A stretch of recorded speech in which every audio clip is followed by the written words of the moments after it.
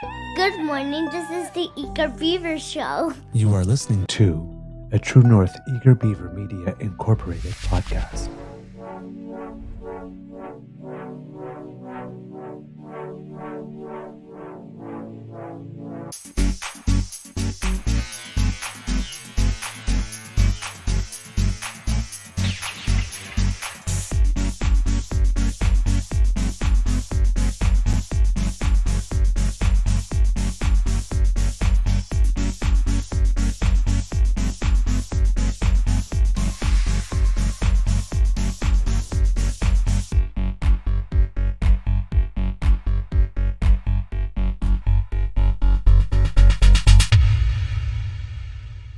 The True North Eager Beaver podcasts are proudly brought to you by our founding sponsors, the Misfit Mysteries from Corvid Moon Publishing, your source for science fiction, fantasy, and cozy mysteries featuring a broad diversity of characters, CanadianTarot.com, your uniquely Canadian online eclectic tarot community, and the Peppermaster, hot pepper sauces made from farm fresh ingredients to thrill your taste buds and expand your mind.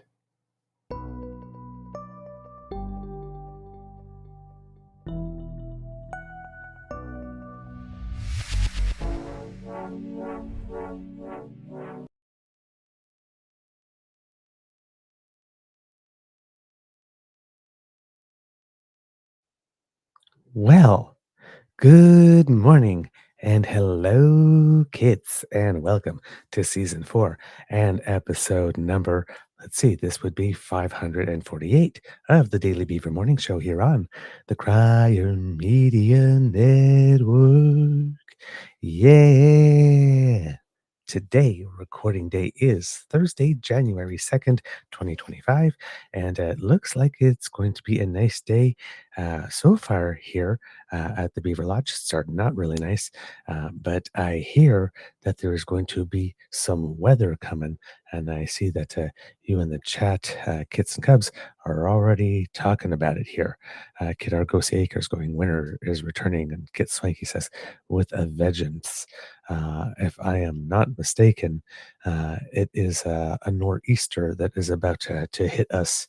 I think particularly in what's called the Snowbelt region in Ontario, and I'm pretty sure Atlantic Canada as well, if I'm completely up to date. And yes, a certain amount of accumulation expected in certain places, but it seems that we are going to get, at least a good number of us are going to get a dump. So yeah, well, hopefully I'll be able to get a little bit more on that for you today during the show, because we also want to go through our year in review that we had started yesterday. Yesterday, we talked about the international and national stories and players, and we still have some provincial and municipal things to talk about. So, hoping to bring that to you today. But of course, there has been a little bit of news, and we have to get to that a little bit as well. So, I was hoping that Mr. Grizzly would be with me here today, as usual. Unfortunately, he seems to might have needed some more hibernation time. I don't know exactly what happened today. Hope it's not another migraine because I know he's been suffering with it, and with the storm coming, uh, change in pressure, that just might be it. Might have woken up this morning and said, not happening today. So you have me. So I'm working the controls and hosting at the same time. So I obviously humbly request your indulgence while I have to look for a couple of things, because when Mr. Grizzly's around, things are way more smoothly. Uh, run way more smoothly than when I'm alone. But we will have a wonderful time anyway, won't we, Kits and Cups? Because you're here and I'm here, and that's really all that's required, right? And while we're here, let's say hello to the best damn fam and all of podcasting. We have Kit Elaine and Kit Uncover with us this morning. Kit Argosy Acres, as mentioned earlier. Kit Mr. Jim, hello, my friend. Nice to see you. Kit Tavi G, up and early with us. Thank you so much. Kit Toronto Dan, hey, my friend. Nice to see you. And Linda M, of course. Hello. Kit Janet is with us this morning, and yeah, Miss is with us, and Kit Tom Trask. Hey, good morning. How are you? Just slid into home base to get that hello in.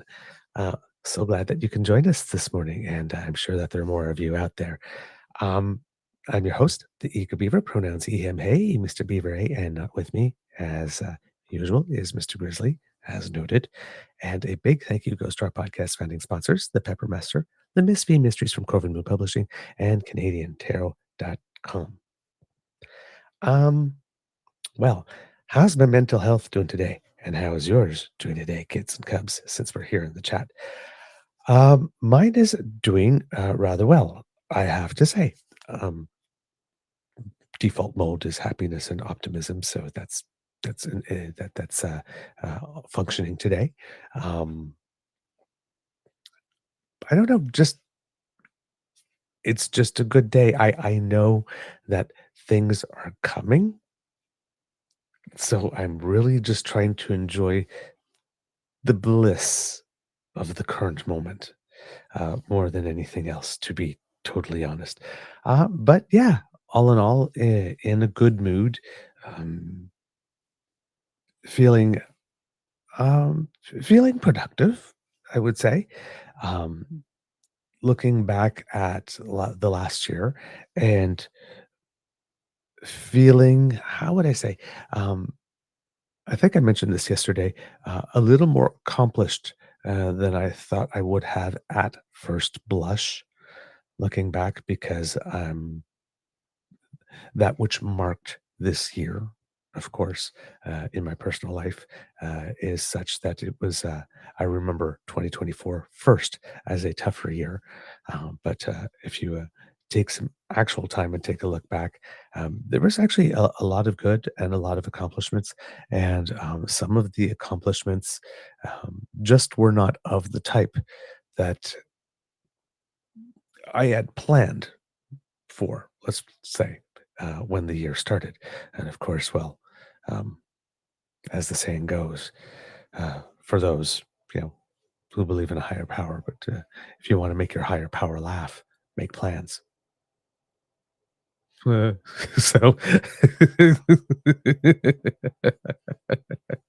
Oh, so but yeah, actually, a lot more accomplished, and I thought about that as I was thinking about this year with regards to the show.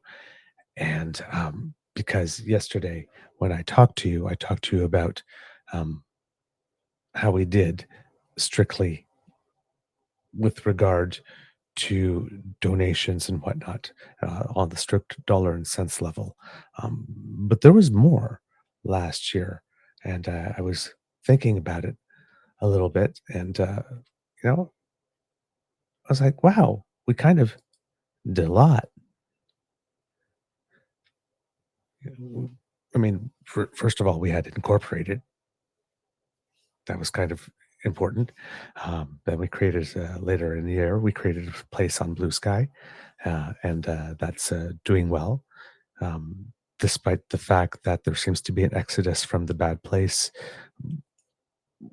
We're gaining more people than we are losing from people who are moving away. So that's growing a little bit. Even our Facebook page, which had stagnated for a while, because it was more. Um, Not as integrated into whatever we were doing, but I talk about it more in the show, and some people have gone there to check it. So even there's been a little bit of growth. So that's kind of nice.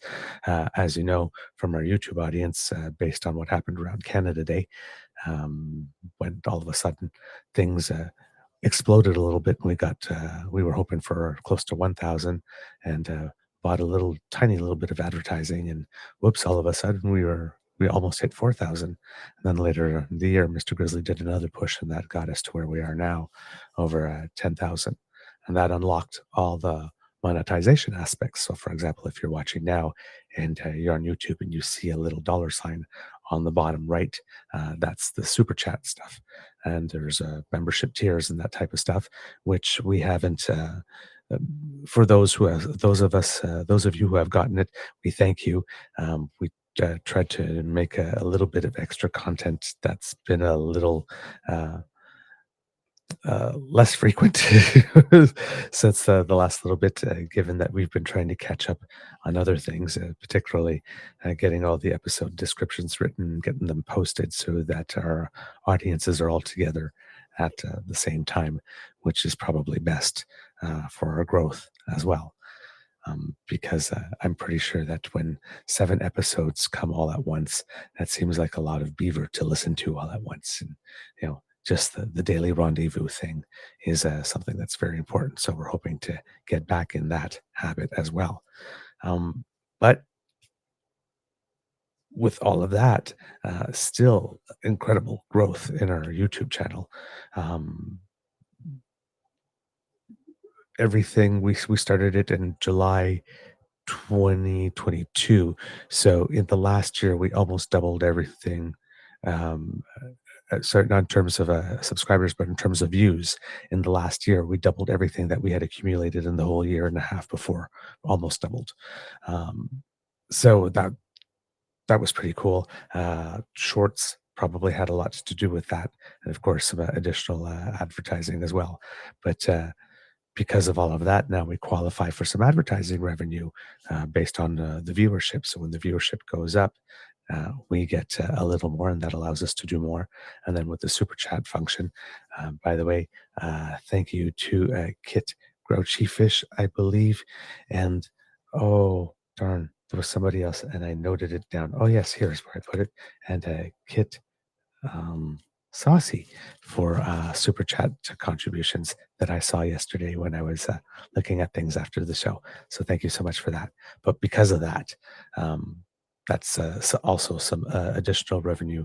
But those options were not possible for us until enough of you found us, and you did, and liked us enough to subscribe. So again, all of that, I mean, yes, we are doing the work producing the content, but all of that in terms of making it happen, it doesn't happen without an audience, and that's all thanks to you. So that happened this year, and you had a lot to do with that, pretty much everything to do with that. And then like I said, because of the financial support that you showed in the year previous, we were able to take our show on the road once and try to do a pubcast in another city. So we did a pilot of that, and it worked pretty well. So we're looking this year, hopefully, to be able to do one or two outside the nation's capital for the next year, perhaps more. If there's the ability and the funds to do that. And as Mr. Grizzly said, we're going to look at trying to do some type of um, either telethon event or um, sort of like NPR sort of type campaign event to try to see if there's a way to gain a couple of dollars in order to be able to fund that type of initiatives to be able to bring the show closer to you in some way. Taking the show on the road, of course, is a little trickier, of course, because you have to get to places and there's lodging and stuff. So it's not uh, producing a show that way definitely raises costs a whole lot more than it does just bringing something to you every morning the way that we do. But we want to meet the kids definitely, and we want to bring the show on the road and live interaction for a show. If we were doing doing either a show like this or a podcast type show with the people in the audience who were there and laughing with us and chatting with us and even coming on if they would like to have a little bit of conversation, that would be fun. I think would add a different element to the show. But even just audience, because the day we did the mental health walk, we had a bit of audience for the show that came after, and it was just a nice ambiance there because you could see um, people, giving you some feedback, nodding and smiling, and even like saying something from the audience, every now and then. So some mild, good-natured heckling uh, or interjection, not so much heckling, but interjection, and some gentle ribbing. So all of that was very good. So hopefully we'll be able to do that as well over the coming year. So we'll have something with regard to that. Looking at a couple of I have a couple of other ideas that I want to run by Mr. Grizzly, but I'll won't mention here because I would like to talk to him first before I start to musing about them aloud publicly, so as to not to tie his hands or tie his paws. Commit him before he says yes. Let's put it that way. Um, of course, with the help that you've showed us over the past couple of years, Mr. Grizzly has been able to upgrade his computer system. I've been able to upgrade mine. Unfortunately, it has not been in place yet because, as you know, we're in renovations and we are playing Tetris. But we are pretty much done with insulating the floor in the other room, which means that we can then start getting the stuff out of this room, which means that there will be room to actually disassemble this desk and reassemble a new one so that I can still have a desk and a computer set up.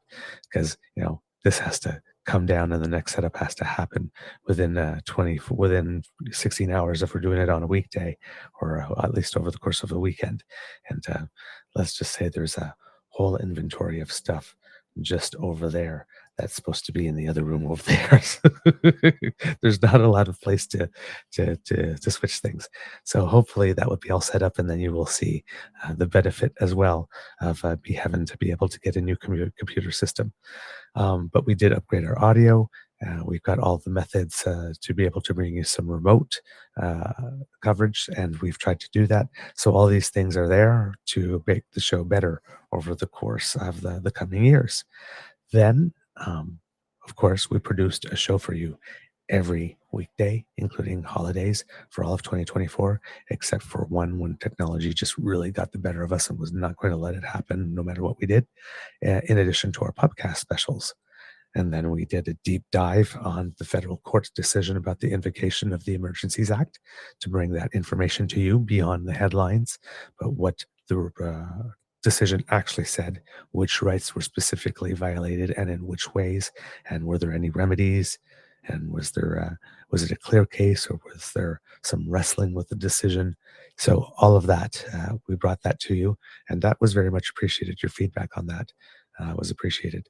So that gives us some ideas to do certain other things in the future, should we have the time to do them. But we know that these types of features are appreciated. Then we covered no fewer than 4 provincial elections, oy, with a result special for 3 of them, as well as a result special for the US elections. There might be up to 5 or 6 provincial elections next year. Oh, God, help me. That's just too much. It's too much. We need to spread them out. Wow. Um, and then we brought you 23 interviews with guests as varied as Cranky Canuck, op- then opposition leader, now Premier Susan Holt from New Brunswick, Jordan's mom, the Honorable Senator Patrick Brazeau, economist Dave Gray, education and rainbow activist Gail Costello, and the former mayor of St. John, Don Darling, among others. Um, we organized and held the first annual mental health walk to bring attention and raise awareness of men opting for silence rather than talking about it. We prepared several specials on the topic, and we partnered with 3 community organizations. The walk was held by a community group in La Ronge, Saskatchewan as well. And while the primary goal wasn't to raise money, but via the sales of T-shirts, and thank to some people that would do some donations, and thanks to Kit Aussie Pete for a great design. We had raised just about $500 committed to various causes. There is some money I have not collected. Unfortunately, we have had difficulty getting the last 3 T-shirts printed, but we are still working on that so that we can get them to you and then claim your donation. We did not want to take your donation or cash it in before we knew we actually had the T-shirts to deliver. But for the 2 kits who are still waiting on those, we are still working on those and have not forgotten you. Unfortunately, there's a snag at the other end, but we have not forgotten. And once we are able to clear that, and should you still want the shirts, of course, then we will have our final tallies, and we will be able to distribute whatever little money that we did raise to the 2 community organizations that we had. The money that went to the Canadian Mental Health Association went to them directly through their own mechanism. And I believe There were kits that made donations to other things. I believe there was a firefighters or police officers or frontline officers fund somewhere in southern Ontario that someone made a donation to as well. Um, and then we have our donations that we will give to the group in La Ronge and the group in St. John's that is looking to establish a resource center there. It won't be much, but hey, it's a little bit, and hopefully over the years that will grow. But again, that's not the primary intention. It's just that, if somebody wanted to help along the way, we're not going to say no. But over the course of this year, we're hoping to help. Hoping to find some people that will help us cover some of the administrative costs of running that, because that's what we did last year. All we made sure that 100% of your donations did go. So we covered any money transfer costs and the costs of printing the T-shirts and shipping them. We took that on to make sure that whatever little money was going to be raised did go to the organizations. So, like I said, just waiting to get on those last one's printed so we can close the books on that and make sure that the two organizations do get that. But um, that was an initiative that we hope grows this year, and hopefully we'll have a few more community sponsors that will be willing to join in and spread the word, and just you know a nice slow organic growth, so that people that are taking part of this are doing it from a good place and doing it from a place that makes sure that it's about the actual cause and the mission. So, but thanks to you, that did happen, and we had people join us on the walk, which was really nice. And we did a special from the walk itself, and then afterwards, the pubcast that we did that for which we had the audience, and it was just a beautiful experience. And then, of course, thanks to your support, as mentioned yesterday, we had just over 66% growth in your direct contributions through our coffee page. And when we include the YouTube revenue for which we became eligible just in the last 2 months of the year, but still, that got us to about 83% year over year growth, actually 84 if we round up. So, you know, we're still a group that went from 3 digits to 4 digits last year. So, it's not like we're going to be taking a trip around the world or anything like that. But it does help us. It covers clear our internet fees. It covers some of our cell phone fees, so that when we're working on cell phone and these are things that we use to run the show. It covers some of our subscription fees to some of the services that we use to help edit and just all that kind of stuff. So and um, travel to and from pubcasts and that type of stuff. So we appreciate all of your support. As mentioned. On the show, Mr. Grizzly, we plan to reinvest some of these funds in advertising because it has proven to be quite the return on the investment has proven to be quite good for us. It seems that when people are exposed to our product, like it enough to subscribe at a high enough rate, that makes it an interesting prospect to go forward with that. So we thank you so very much for all your help in doing that. As we mentioned, might looking at doing a telethon type thing or fundraising drive. Try to do something fun with it, though, not just some dry thing, but try to come up with some type of theme or something to make it more interesting. And with particular reference to our coffee page, we're going to be trying to using it more over the course of the year, in terms of, for example, publishing written content. If we're going to do that, some editorials. A lot of people like to do stuff on Substack, but given that we already have a mechanism set up on Coffee for Donations, maybe some more written content there, trying to use it maybe a little more as a de facto website. So for those of you who are not haven't gone to our coffee page, coffee.com/eagerbeaver, all in one word. If you go there and subscribe there, you don't necessarily have to be on that page to give us a donation. We have the ability to post content there. And I think we're going to be using it a little more because I'd been looking at setting up a website. Um, but coffee has all the mechanisms for if we had merchandise and types of things to be able to put it on there and advertise it. So I think we're going to try to explore that site's potential more over the course of the year and see how that works for us. So there you go, kids and cubs. We hope that 2025 will be brighter and bigger for all of us. And we thank you for all that you do to contribute to our show and our dream. And of course, as you know, our dream eventually would be to, of course, be such that this could be our career, but not only that, foster the creation of other shows under sort of like overall sort of True North Eager Beaver Media sort of like little group. Not sure if we have aspirations to necessarily be our own network one day, but at least an incubator of some type. And so we'll see how a thing goes, and maybe one day, who knows, maybe even have the ability to provide someone with a good job. Who knows how big it could go? But right now, we're just two guys doing something that we love and for which we have a passion, and that thankfully connects with you. And you know, whatever this becomes. We have the ability to see something big, and sort of aim there. But you know, if it's if it's a if it remains just a cozy rendezvous between friends, that's good too. Because this is already it's already bigger than I'd ever imagined it would be before I started. So, thank you for all your support and encouragement over the past, well, we're closing in on 4 years, in April, and, more to come. Okay, so that's our year in review, kids and cubs, but, I'm sure there is a little more to talk about over here, that involves you.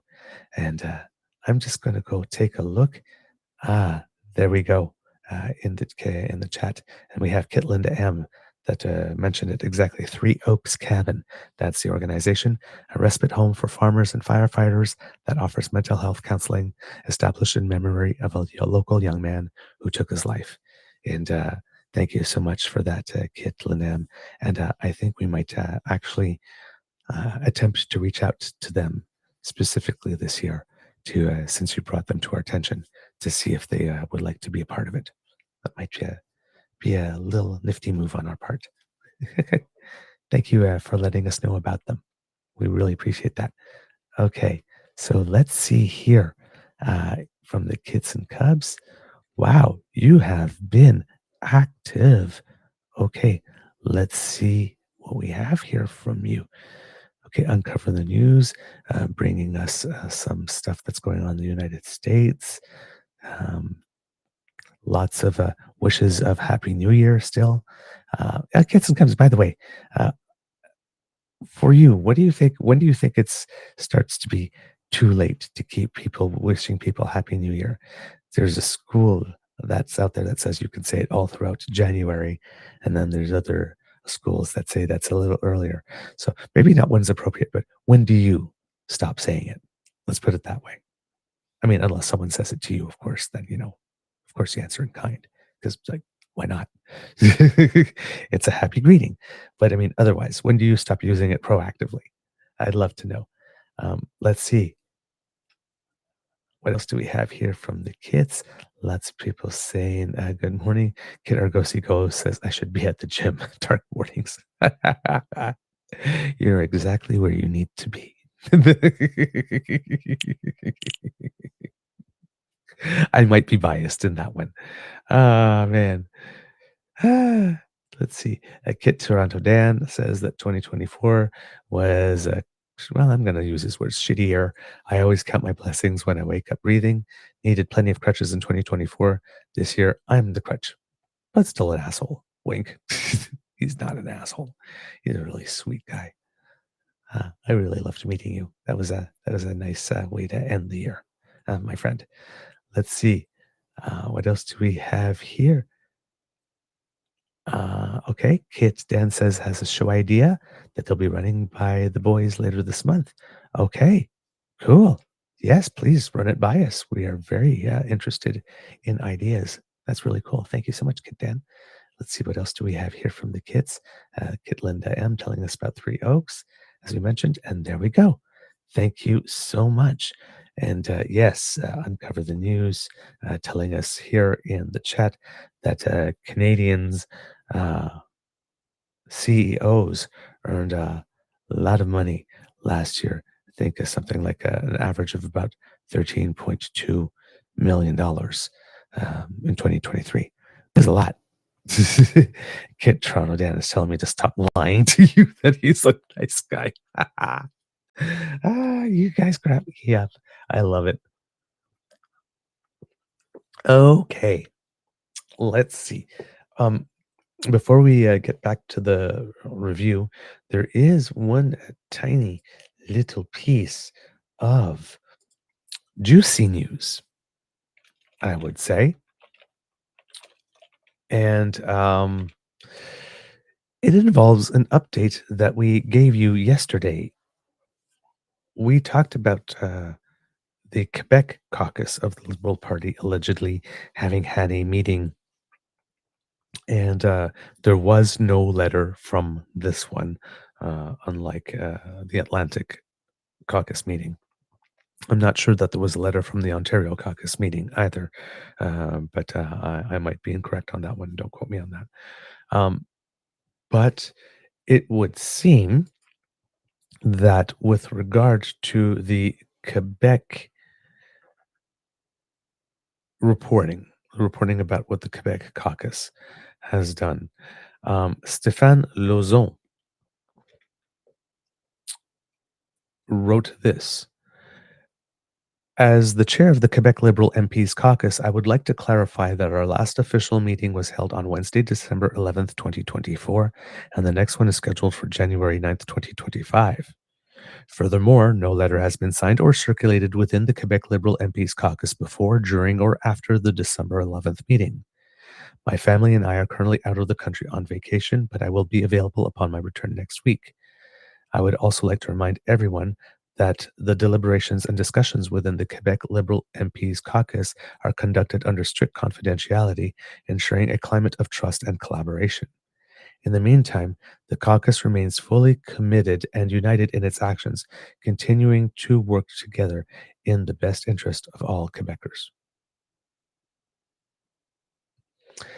So that is a pretty firm. I don't know what you guys are reporting on about some type of meeting. We haven't had one, and there's even less a letter. Now, that does not mean that there aren't grumblings within the Quebec caucus and that there haven't been telephone tree type calls and discussions about that. But no meeting, no letter, nobody tasked, it seems, with bringing the message on behalf of the Quebec caucus to the Prime Minister, unlike what was reported. Uh, Again, might just be a matter of time, but it seems that claims that this had occurred are at best premature at the moment, at least according to the chair of the Liberal caucus. So that was a interesting development. Again, Kitland at this point they're just making shit up, or and Kit Vim they're worrying more about the block. Mm, mm, mm-hmm, mm-hmm, mm. Yep, that definitely could be. Had thought of that angle, but yeah, in that case, yes, you're right to Kit Vim. There were there might be some concern about the block in that case. Huh. I'm gonna have to ponder that one more. Um, but yeah, so not like I said, does not mean that there isn't this undercurrent happening. However, um, news reports confirming or suggesting that there's been some formal organizing, regardless of any informal organizing that may be happening, um, do not appear to be true at the time of publication. Now, of course, the letter does not say whether or not they plan. Well, I mean, they do have they actually the letter does say that they when the next meeting is scheduled. Does not say whether or not they plan to discuss that matter at that next meeting explicitly, but it would be kind of hard to imagine a context in which they would not. I mean, all of this, right? So that's going on right there. So just making sure that how you some news reporting in the effort to get the scoop or to be the first to report something will sometimes fill some blanks in um, without necessarily having that fully or entirely confirmed. And if that's what happened in this case, um, they were told. Oops. Oh well. Um, as well, if you are in Alberta, starting this month, drivers of Teslas and other electric vehicles are now going to have to pay a $200 tax. That's going to be a henceforth tax whenever they register their vehicles. This will be on top of the regular registration fee. That fee is $90 for a car. Now, the tax applies only to fully electric vehicles and not hybrids. The reason for the tax, allegedly, is to cover the cost of road maintenance because allegedly batteries and engines weigh more and therefore do more damage to the roads. And it is justified on the basis that EV owners do not pay a tax on gasoline, although they probably pay taxes on electricity. And, you know, rather than establishing an extra $200 tax on the car, maybe there's a way to identify what electricity is being used to charge a car or a tax on EV car, car charger. I'm not sure exactly how to do it. If they wanted to get some money to recover roads, because yes, I mean, if part of the gasoline tax is going into roads and EVs are never using gasoline, then yes, the treasury is losing that money. That is definitely a thing. How exactly to recuperate it, however, um, making someone pay $110 more every time they register their car than someone who's still using gas. eh, that might still be the right thing to do optically. Creates the impression that people are being punished for making the right switch. Uh, but there is a legitimate loss of dollars there. However, Um, William York, who's a board member with the Electric Vehicle Association of Alberta, says, quote, the real culprit in damage to roads due to weight is commercial vehicles that are above the weight that they are allowed, as per city bylaws.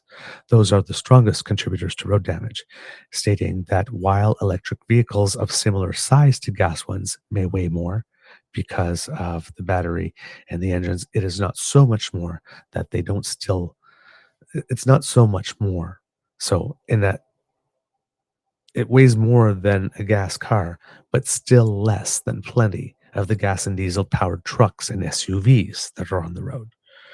So that is a case. Then again, you could also make the case, yes, but if we traded in, switched all the gas powered SUVs and trucks on the road for gas power for electric powered trucks and SUVs, then all of them would have more weight and therefore more damage to the road. So there are there's some legitimate point there, um, but when this happens in a province in which the underlying context is what they have done to renewables in terms of the renewable sector, um, that's kind of scary. And what's really actually interesting on that particular front, and I just learned this morning actually. It's kind of interesting. But a lot of people make comparisons between Alberta and Texas. Well, it turns out that Texas that we think about, right, as oil rigs and whatnot, is actually the number two place in all of the United States for renewable big battery storage, and the number one investor in the United States for renewables. And the reason for this mostly is because demand is going to be going up. With AI, Bitcoin, that type of stuff, the electricity demands are just immense. And it's not going to be covered by just regular exploration of fossil fuels. So, Alberta, in this case, under Danielle Smith, is doing the opposite of what Texas is doing. Alberta is getting out of renewables and actually going back into coal on top of that. So they're literally just abandoning the entire field of play to Texas right now. And it's not like Texas isn't fighting to maintain oil any less than Alberta is, but it's also doing the other thing because they're not basing it on only future oil or supply. We've got oil, we can supply it. They're basing it on demand. This is what the electrical needs are going to be. And even if we pumped every single drop, it's not going to be enough. So solar, wind, going back to nuclear and that type of stuff, they're all in. But Alberta seems to be going the other way. Kind of scary. So in that context, when you're looking at that $200, it does come across more as a punishment, even though you can make a case, definitely, that there's revenue lost to the Treasury from not using gas and that there is additional damage to the road in terms of weight. Now, is there more damage to the road? I shouldn't say that. That there is more weight on the road. Would that more weight on the road be enough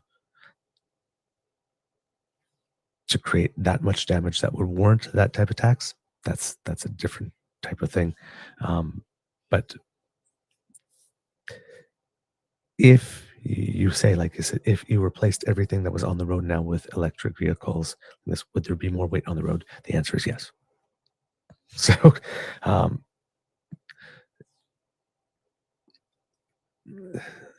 yeah, you know, so, but it's really in this case, it's context that are saying it. But at this instance, it doesn't look at first blush that it actually is a punishment. It actually looks like somebody did make the case, that looking, 20, 30 years from now, if we want to maintain the roads, we're going to have some revenue somewhere. And if we're not getting it from the gasoline tax, especially if we have, another policy that at the federal level that says starting 2035, all vehicles manufactured in Canada have to be there's going to be no more. Not that all gas vehicles are going to be banned. If you still have one, you'll still be able to use it then until you drive it into the ground. But that all vehicles made in Canada are going to have to be right electric. Well, at that point, that there's a date at which you're getting no gas money anymore. So you got to plan for that. So like I said, there is a legitimate thing here. But because of who's doing it and the overall context, it can easily be spun as being an anti-EV move. All right. Those are the two big national things. There's a couple of international things going on, but I will save those for the end of the show if it is possible to put it in with the rest of the things that we need to talk about. Okay. Something that caught my eye here, but I am going to just shift on over here. There we go. And take a little sip of water. There we go. That's much better. All right, kids and cubs. Um, so last night, oh boy, uh, yesterday, we looked at the international and national stories and players that had caught our attention last year. And this year, today, oh my God, I'm, yee. All right, I'm having trouble with time. Today, we are going to look at provincial and municipal stories. And of course, since I do not have with me Mr. Grizzly this morning, Kits and Cubs, I hope in the chat while we are doing this, you will freely suggest your own thoughts for who we should include or what we should include on this list. So, on the level of provincial politicians, now last year when we did this, we made a distinction between premiers and non-premier provincial politicians and players. This year, I actually found that a lot harder to do because the premiers took up so much damn room. We've been saying it on the show. Uh, our premiers are the problem. And there's one prime minister, and there's 13 of them. If we include the territories, right? We normally only talk about 10, but if we're including the territories, 13. But the territories, again, have to look at them in a different context. I mean, you can still have good and bad premiers, but they don't necessarily, not full devolution of powers hasn't happened there yet. So there's a lot of stuff that's happening there that's not their fault or for which they have no responsibility. And to be totally honest, I'm not completely clear on what's what and who's who in that division of the three territories to be able to make fair judgments. In that sense, I can make fair judgments when the premiers bring their assessment to national issues. And there's been a few years, I think was during the pandemic and from the recovery out of the pandemic, that the premier of Yukon was a territory was particularly helpful and had some particularly good advice. So, and during COVID, the premier of Northwest Territories was a particularly good advocate for doing things a little differently, given cultural issues and distance and scarcity and that type of thing. So uh, it's not that we don't include them um, in this, but in terms of um, being fair about what's attributable to them is less clear to us than it is for the actual provincial premiers because it's the same for all of them given the constitution. In that light, kits and cubs, um, most everything we got to get Toronto Dan just popping in here. Ford and Smith, losers, winners, Wob, and the lady you interviewed, that would be Susan Holt, Kit Dan. And I would say that you are hitting our mark. You are guessing with us here. So among our best, of course, we had the Premier of Manitoba, Wob Canoe, and we are of very, very firm belief that Mr. Canoe is the type of person on whom a lot of people should model themselves if people are looking to copycat or borrow a model that works and try to adapt it for whatever it is that they are doing. Uh, and might I say that the country could do worse than have a few more Wob canoes. Just saying. So, but yes, he has come into office. Um, He seems to have maintained the happy warrior spirit, which is good. He is not afraid to take some positions um, that are necessarily not in line with the federal government, but he doesn't present them in an antagonistic way in the manner that the premiers of Saskatchewan and Alberta do. Um, he the things are progress no, not progressing. Things have started. There's actually been some searching of the landfill, and that would not have happened unless of him. Um, he seems to be responsive. He definitely still has the approval of the residents of his province, the highest approval rating of all the premiers, hands down, by far. Um, just uh, basically, in terms of provincial politicians, is probably the MVP of the year. Along with that, we have the Premier of Newfoundland and Labrador, Mr. Fury, who hammered out a great deal for his province with the revised deal on Churchill Falls with Premier Legault. I could include Premier Legault here in the sense that there was, how would I put it? In one way, there was no reason for him to admit that this was a bad deal for Newfoundland and Labrador, but he did publicly say it, which probably will do a lot to mend some fences between the two provinces because this has been a long, bitter thing that has lasted between them. But of course, Quebec did secure its long term interests in terms of having clean energy well into the future with this deal as well. So it wasn't completely altruistic. They're still getting energy into the future at a better price than they probably would otherwise. But Newfoundland and Labrador is also getting a much fairer deal in the process. So that's a big development there. That definitely warrants a mention. Premier Susan Holt, as we mentioned, because at the beginning of the year she was opposition leader, and in this year of where this time where people seem to be moving a lot more to more conservative type governments. She is one of the few that has, it's still an out with the incumbents type wave, but she is a more progressive leader that has managed to usher out a conservative government and also seems to have be starting relatively well. Sorry, I have a she knows here, starting relatively well in her new mandate.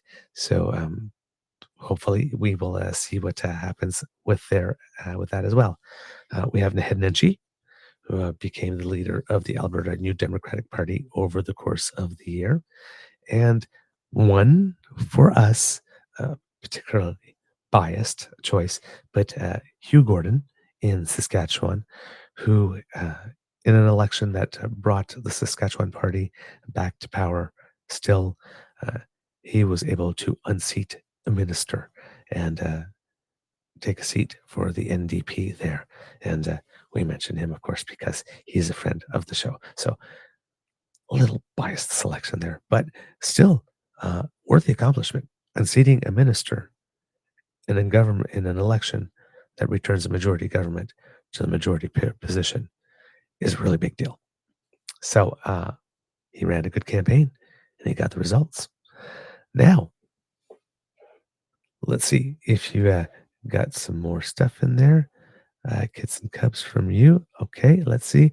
We had Kit Cassie saying Susan Holt from New Brunswick, but I think she might have been mentioning that name to Kit Dan and not saying it as one of her choices. There you go. Um, Kit Vim says add Lugo to the loser list. Kit Linda M says we just need to clone Wob 10 times. Yeah, really. Kit Cassie wonders what would the national political scene be like if the federal NDP ran more like the Western provincial NDP? That's a very good question. That's a very good question. Um, Kid Toronto Dan, not related to this, but to the mental health walk, asks, "What do y'all think about raising 25K towards the mental health walk and including the mayors of Toronto, Ottawa, and the PM? That would be great. I'm not sure that we have the scale to be able to get all of them in 1 year, especially in the next 6 months. But aim high. Why not? As Kid Vim says, let's try and make it happen." Um, let's see. What else do we have here? Um, choo, choo, choo, choo, choo, choo, choo. Okay, Dan All right. I think that's everyone here. Okay. So for the provincial players that impressed us the least, I think, again, um, we are going to, it's going to be a little obvious. Of course, we have Premier Doug Ford, uh, not the least for the fact that our CMP have started asking questions of people associated to him or his administration with regard to some of the greenbelt stuff.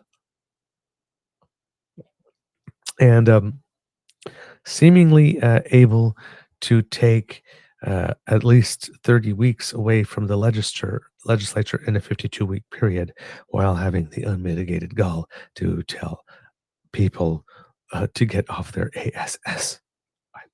Mm, yeah, that was a bit much.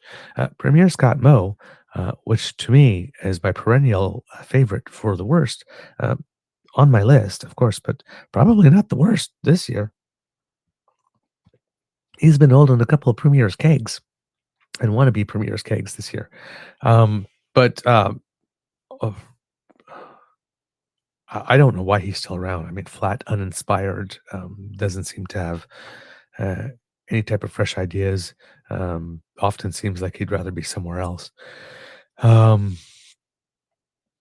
uh, Made a lot of news with his attempt to withhold collecting carbon fees in Saskatchewan, but never being particularly honest about the fact that he would still have to pay them, which means that residents of Saskatchewan would be paying it one way or another. It would just be a hidden tax rather than a transparent tax. And then, of course, being one of the premiers leading the charge on all the anti-trans stuff. Just leave kids alone, man. Leave kids alone. Danielle Smith, for all the obvious reasons. As Mr. Grizzly said, we could do a show every day just on her. Nate Pike has his hands full doing a show just once a week. And sometimes I'm sure would like to be talking about anything but her on a show. Um, so yeah, I mean, she definitely knows how to make news and grab headlines, but of course, she is a media PR type. So, but yeah, she's just bad decisions. I mean, even just what we were talking about with regard to, ceding the complete territory on renewables. There was an article uh, out in the Star Phoenix the other day that I will bring to you when we get back to regular news. It was an opinion piece, but about basically saying, this is about Saskatchewan, but it could apply equally to Alberta. You got almost everything you wanted on the clean energy regulations. Why are you still opposing this? It's like, just like, take the damn win. Whatever spread there exists now is so insignificant that you should be able to find a way to get over it. You won on all the major points. Just stop doing this fight the government thing. You won. So yeah, we'll see there. We have Blaine Higgs, of course, even though he's not premier anymore, was for a better part of the year and was not particularly good at it, so much that he got himself the boot. We have um, one particular um, member of provincial parliament in Alberta, Jennifer Johnson. And as our friend Lisa B says, fuck you, Jennifer Johnson. And for those who are wondering why we say that, she's the person that campaigned on the fact that comparing trans children to feces in a cookie, I believe. So fuck you, Jennifer Johnson. You get on the list just for that. And John Rusted. Again, for obvious reasons. Guy's a walking disaster. Um, thank thank whatever tender mercies he didn't win, but that's like I said, a very tenuous and slim majority by the NDP in British Columbia. But this guy John Rustad, um, wholly unacceptable on a wide array of metrics and utterly shocking, and yet somehow not surprising that he would have gotten such wide support in the provincial election, at least, and definitely enough to stick around and keep on um, adding that toxicity into the political discourse in the province. Hopefully, um, the residents of British Columbia will tire of it before, will tire of the rhetoric before they tire of the EB government, and that will be a way to send Mr. Rustad packing. But it seems that unfortunately, he's here to stay for a while. But those are my worst with regard to provincial politicians, and my most underappreciated, if I was asked, would be a former speaker of the House of the Legislature in Saskatchewan, Randy Weeks, um, who not only was treated absolutely poorly, but when he left, did attempt to burn everything down by spilling the beans on everything. And unfortunately, even within Saskatchewan, even though it did get some coverage enough for us to hear about it, didn't get the coverage that it deserved for it to make the impact that it should have in that election. Saskatchewan Party did get fewer seats, and people are tired of them, but not enough to actually make them lose power, and seemingly, at least at this point, not enough to force the party to want to squeeze Scott Moe out for, um, yes, getting another majority, but um, making it the narrowest one that they've had in a while, which sometimes can be enough to cause some grumblings. But so far, that has not yet surfaced. The most overrated, although that may have changed a little bit at the end of the year with the presentation of her housing plan, which by all accounts seems to be rather quite serious and a pretty decent piece of policy. But that is Liberal of the Ontario, leader of the Ontario Liberal Party, Bonnie Crombie, and overrated, mostly because there was a lot written up about her as, the only way to go, particularly in this whole move with, everybody's embracing conservative movements, particularly, men 44 and under, but young men is embracing conservative movements. You got to let go of the woke stuff and, help them buy a house and, encourage people to go into the trades and that type of stuff because, that's where it's at. You got to tack more to the right. Just leave this left stuff. And so Bonnie Crombie is a symbol of that, right? I mean, she once said in the campaign, later tried to correct herself, but that she pretty much was conservative. Um, and like I said, the opposing or the alternative view would be to lean into the left, like which we were talking about the prime minister. If there's a path forward, that might be his. But with this policy, it's not that she's leaning in to the left, say, but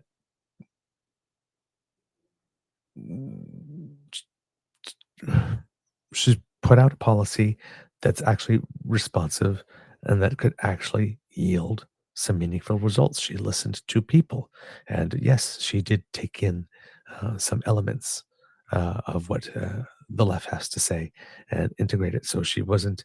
Um, she showed a tendency to be open to having a little more progressive in her conservatism. Let's put it that way, which got some attention of some people. So I'm still going to say overrated because a lot of it is, where have you been this year? You won, and there was like no big splash and follow up, and like, and I know there's some party work to do and some policy work to do, stuff like that. But I mean, there was the lack of visibility was shocking. Um, but a strong enough finish to set up a good 2025.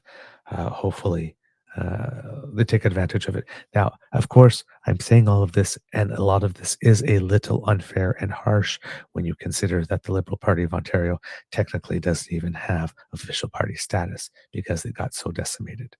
So, in terms of fundraising dollars and access to resources to do what they need to do, they do have to work a whole lot more harder than a third party in Canada usually would if it had official party status. So, uh, expectations might be a little unrealistic for what it is that she might be capable of doing, but still, mm, it was almost a near vanishing. Maybe this year, had she not come up with that, she probably would have gotten the Vanishing Cream Award. She maybe still has, is maybe still in the running, but it's like, where did she go? All right, kids and cubs. How about your worst on the political provincial scene, or your most underappreciated, or your most overrated? If you've got anything in there, would love to hear it. I'm right here in the chat. Vim asks about Elizabeth May. Yes, we did talk about her yesterday as in one of our top picks for a federal choice this year for the way that she has been leading the charge in whatever way she can on the foreign interference file.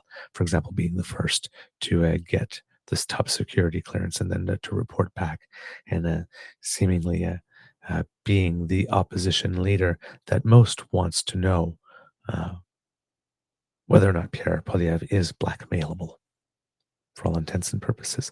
So yeah, uh, definitely. We had her on our list, and that was a good choice on your part, Kid Vim, as far as we're concerned. Kid Uncover the News has some beaver news for us. There's a beaver that's been nursed back to health after nearly drowning in a Charlotte pond after Sunday storms. The beaver was named Augustus Theodore, or Augie, by the center. He was found face down in a pond suffering from hypothermia. Oh no, but they saved the beaver. Yay! Save the beavers. I can see the t-shirts now. Oh man. Okay. Oh man, oh man, oh man, oh man, oh man, oh man, man, man, man, man. Okay, let's see what else do we have here. Kids and Cubs. Unlearn 16 did a wonderful video in Ontario PB. I'm not sure what PB is, with Merit Styles in the Ontario PB. Um, Sorry, I can't piece together on my own what PB is supposed to mean to Kit Tabby, if you would let us know that. But yes, Merit Styles. Would like to see more from her. Like there are sometimes I see her and like she's going at it, I'm going, okay, yeah, yeah. And then the next thing doesn't quite happen. It's more a level of consistency across the board and a consistency in the effectiveness. Uh, but there's some potential there. There's some potential there. I just want to see more. Want to see more. Um, all right. Let's see what else do we have here from the Kits and Cubs on this. Uh, okay. No, no more over here. Okay, we're talking to, oh yes, Kit Vim saying we should invite her on the mental health walk. Yeah, I think that she might be the type of person who would be down for that. Uh, yeah, yeah, we could probably reach out there. Okay. Good morning, Kit Environmental Coffee House. Says, well, I'm an hour late. I guess better late than never. As we say on the show, we don't care when you get there, so long as you get there. So welcome. All right. Moving on to, if we're staying in the provincial realm, some stories this year that caught our eye and others that we thought might have been underreported over the course of the year or overdone. So there's a lot here. And um, a lot of it seems, I mean, maybe that's just because we're in Ontario focused. So provincially, if you've got something, kits, throw more in. But it's just Doug Ford has been that bad. So, but we have the whole thing with the Ontario Science Center. The way we just keep on finding out everything, like down to the initial report that they gave us, how everything was a lie and a fabrication. They just created their own reality in order to do what they wanted to do. If we're looking at auditor general reports and all that type of stuff, um, and people who have blown the whistle, it's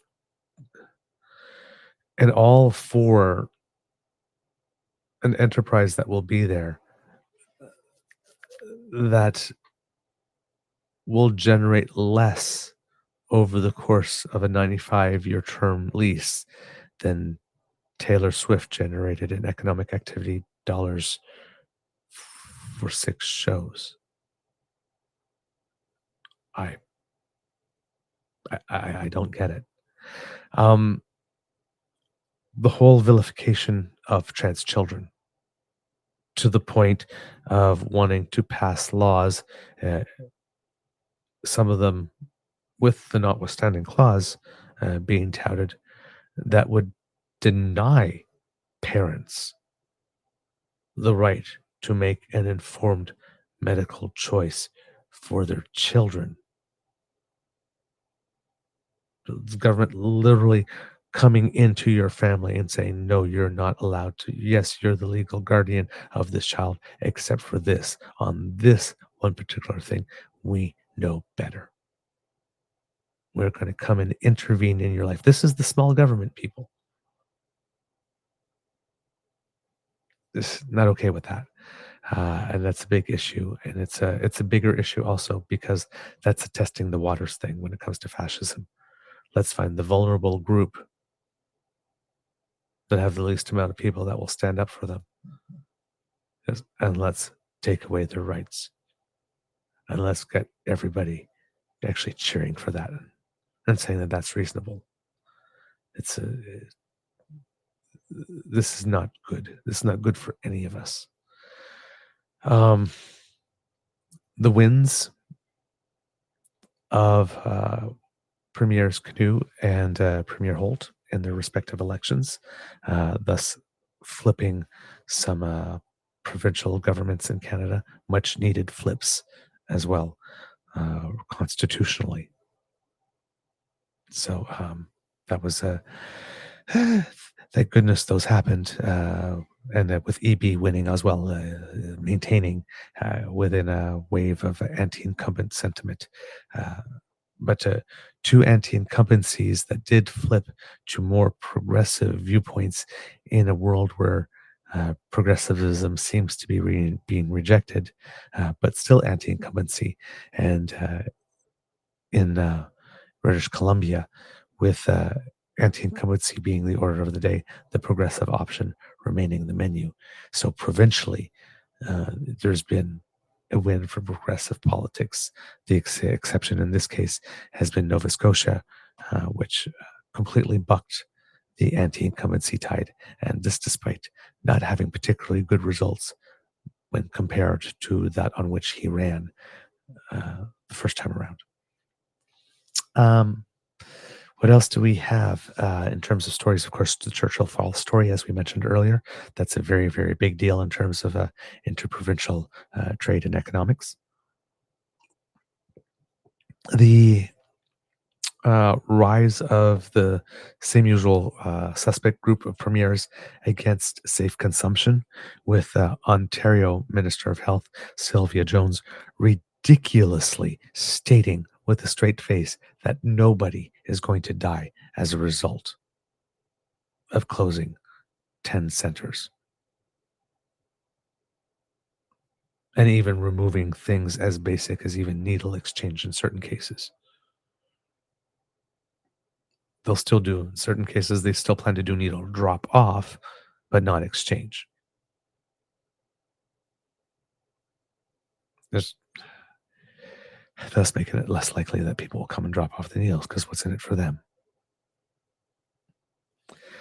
I just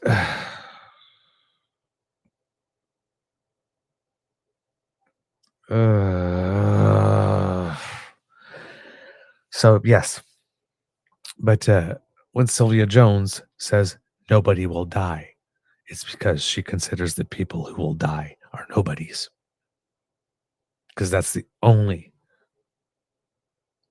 universe in which that sentence makes any type of sense,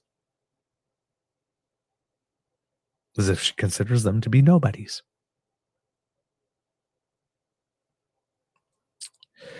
The Jasper wildfire, that was a huge story provincially, as well in Alberta.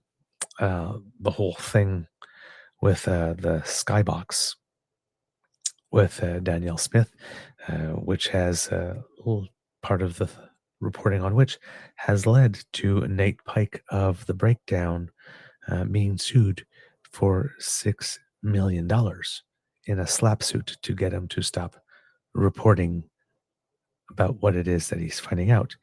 It would seem that Nate Pike is the type of person um, to whom people will say things off the record, perhaps. People send him stuff.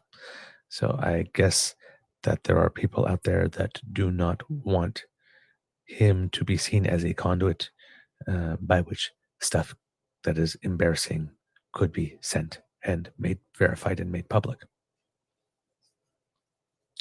Um, that is a scary thing because people with money can um,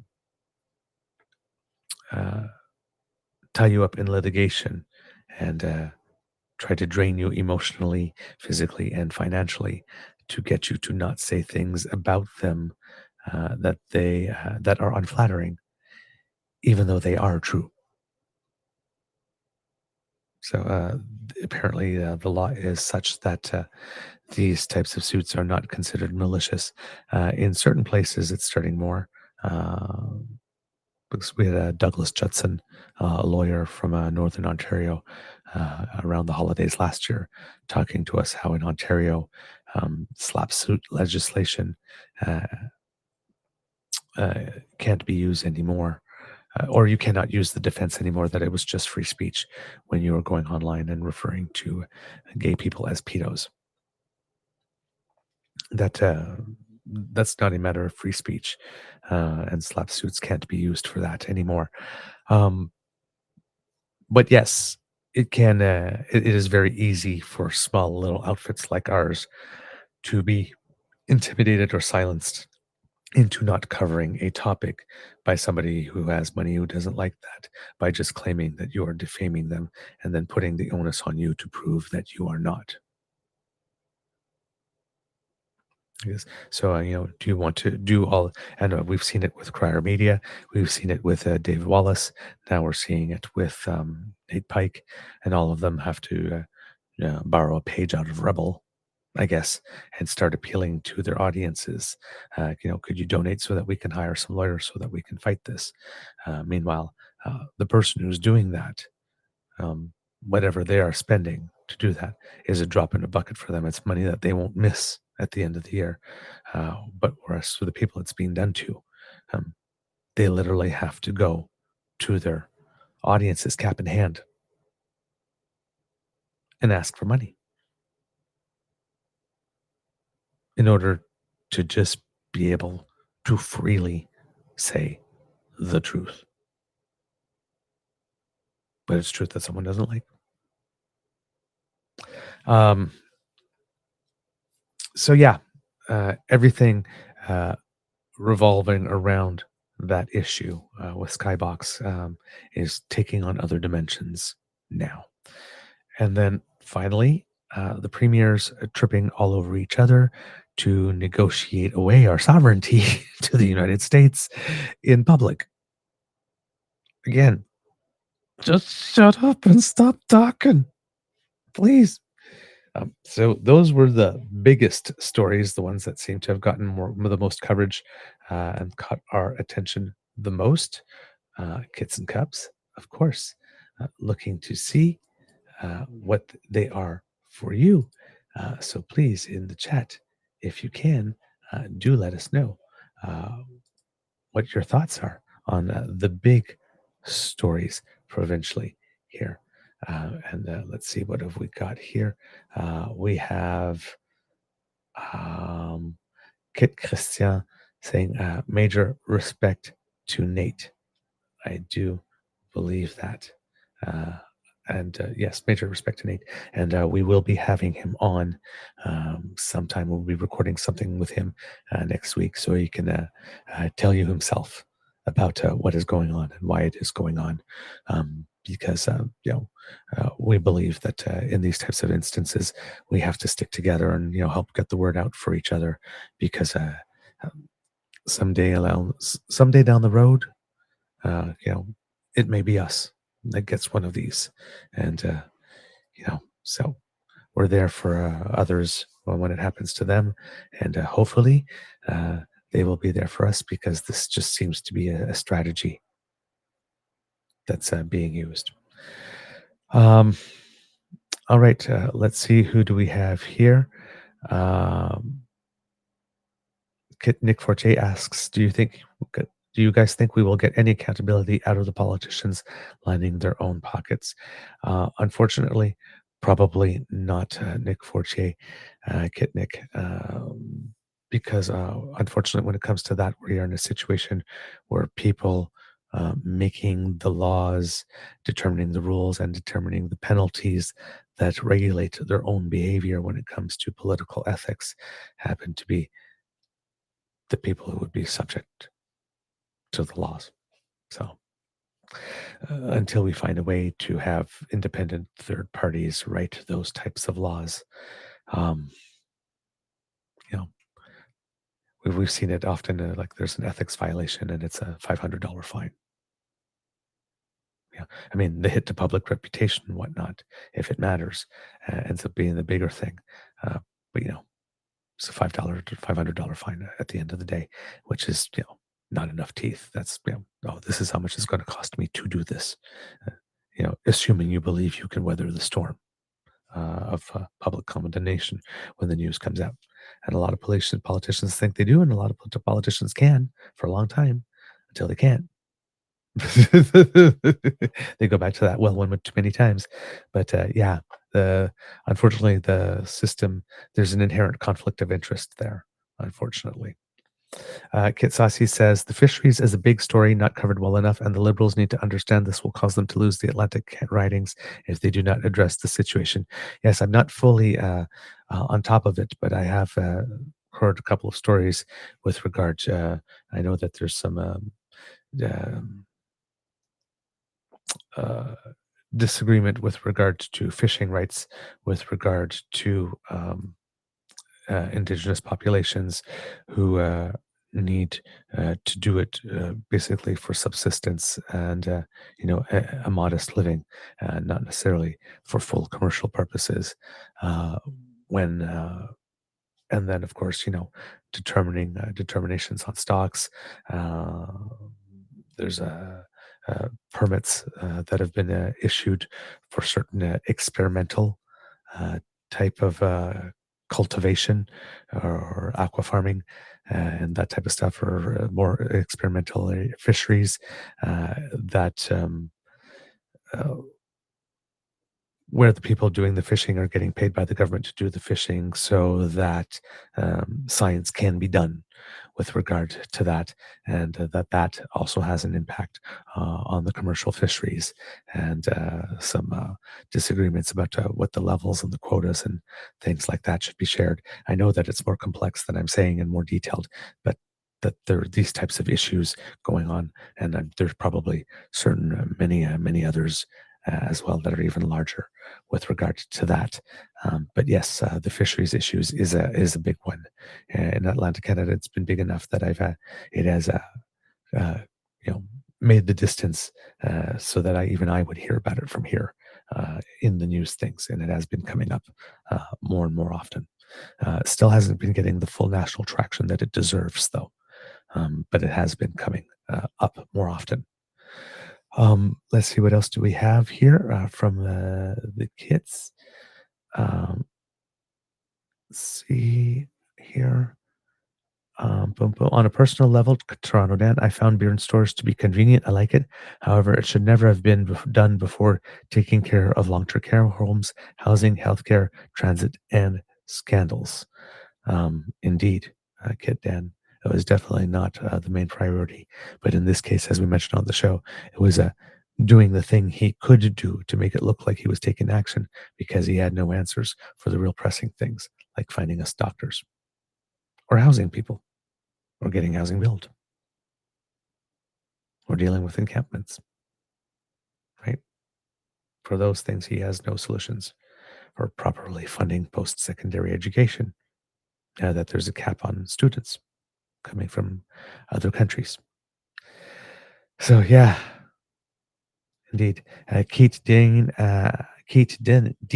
comes with a counterpoint. My problem with beer in stores is that its convenience to me isn't worth throwing some people's addiction in their face wherever they go. I know an alcoholic or two struggles with it.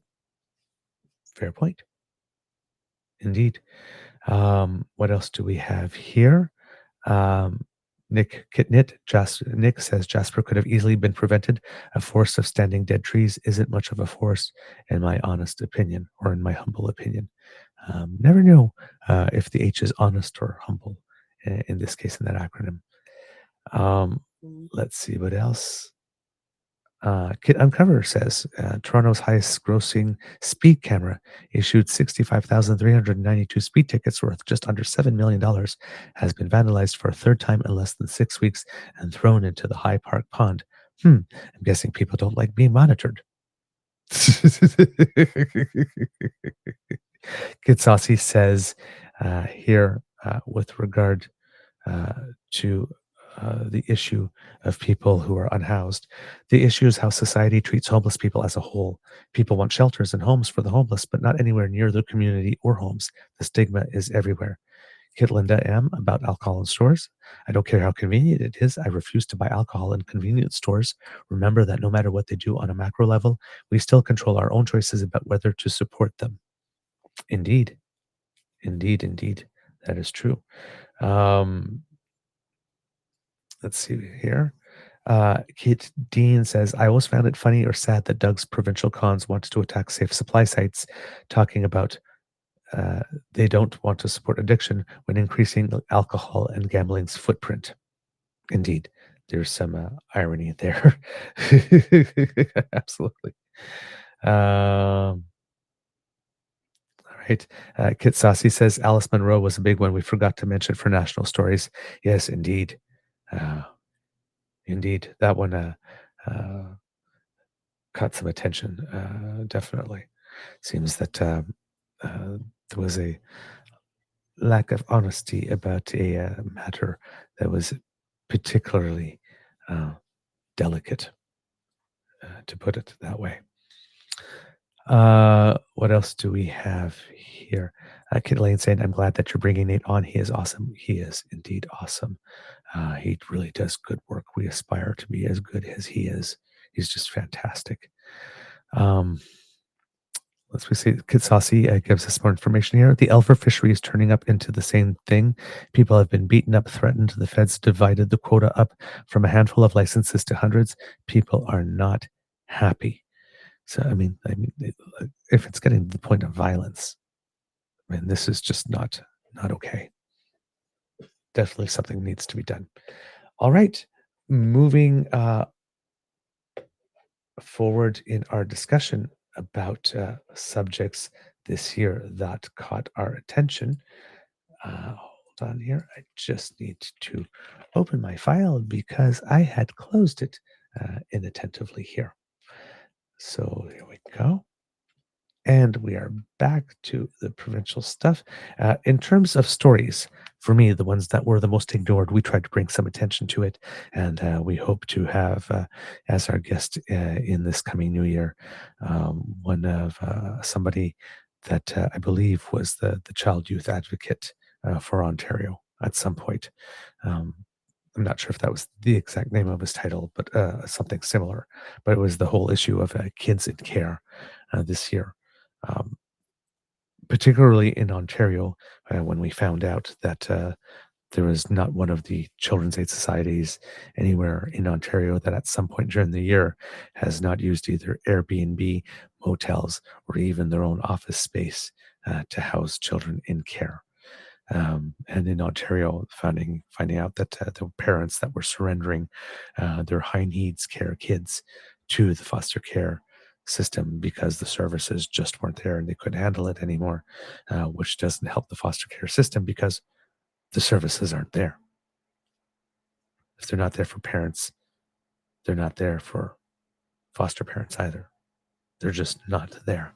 And then when we add to that, um, this is not, I mean, technically, it's federal compensation, but I mean, the services would be delivered provincially when it comes to services for Indigenous children.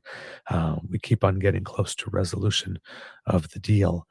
Everything that Cindy Blackstock is engaged with, but the AFN chiefs had rejected it because it still left some people out, and it was still being negotiated. Um, but there have been also some decisions in terms of funding child welfare services and making sure that it is now run by Indigenous-led organizations. And that's been an undercurrent. There's been a lot of movement. There's been some progress. There's certain things that are still delayed and that's still fighting for a proper recognition in terms of compensation deals. But all of these stories, they pop up now and then, but haven't been really picked up and driven home as a big national issue, and especially provincial issue uh, in Ontario, specifically kids in care, because that is a utter embarrassment, and I don't understand why that's not front page news pretty much every day until it is fixed.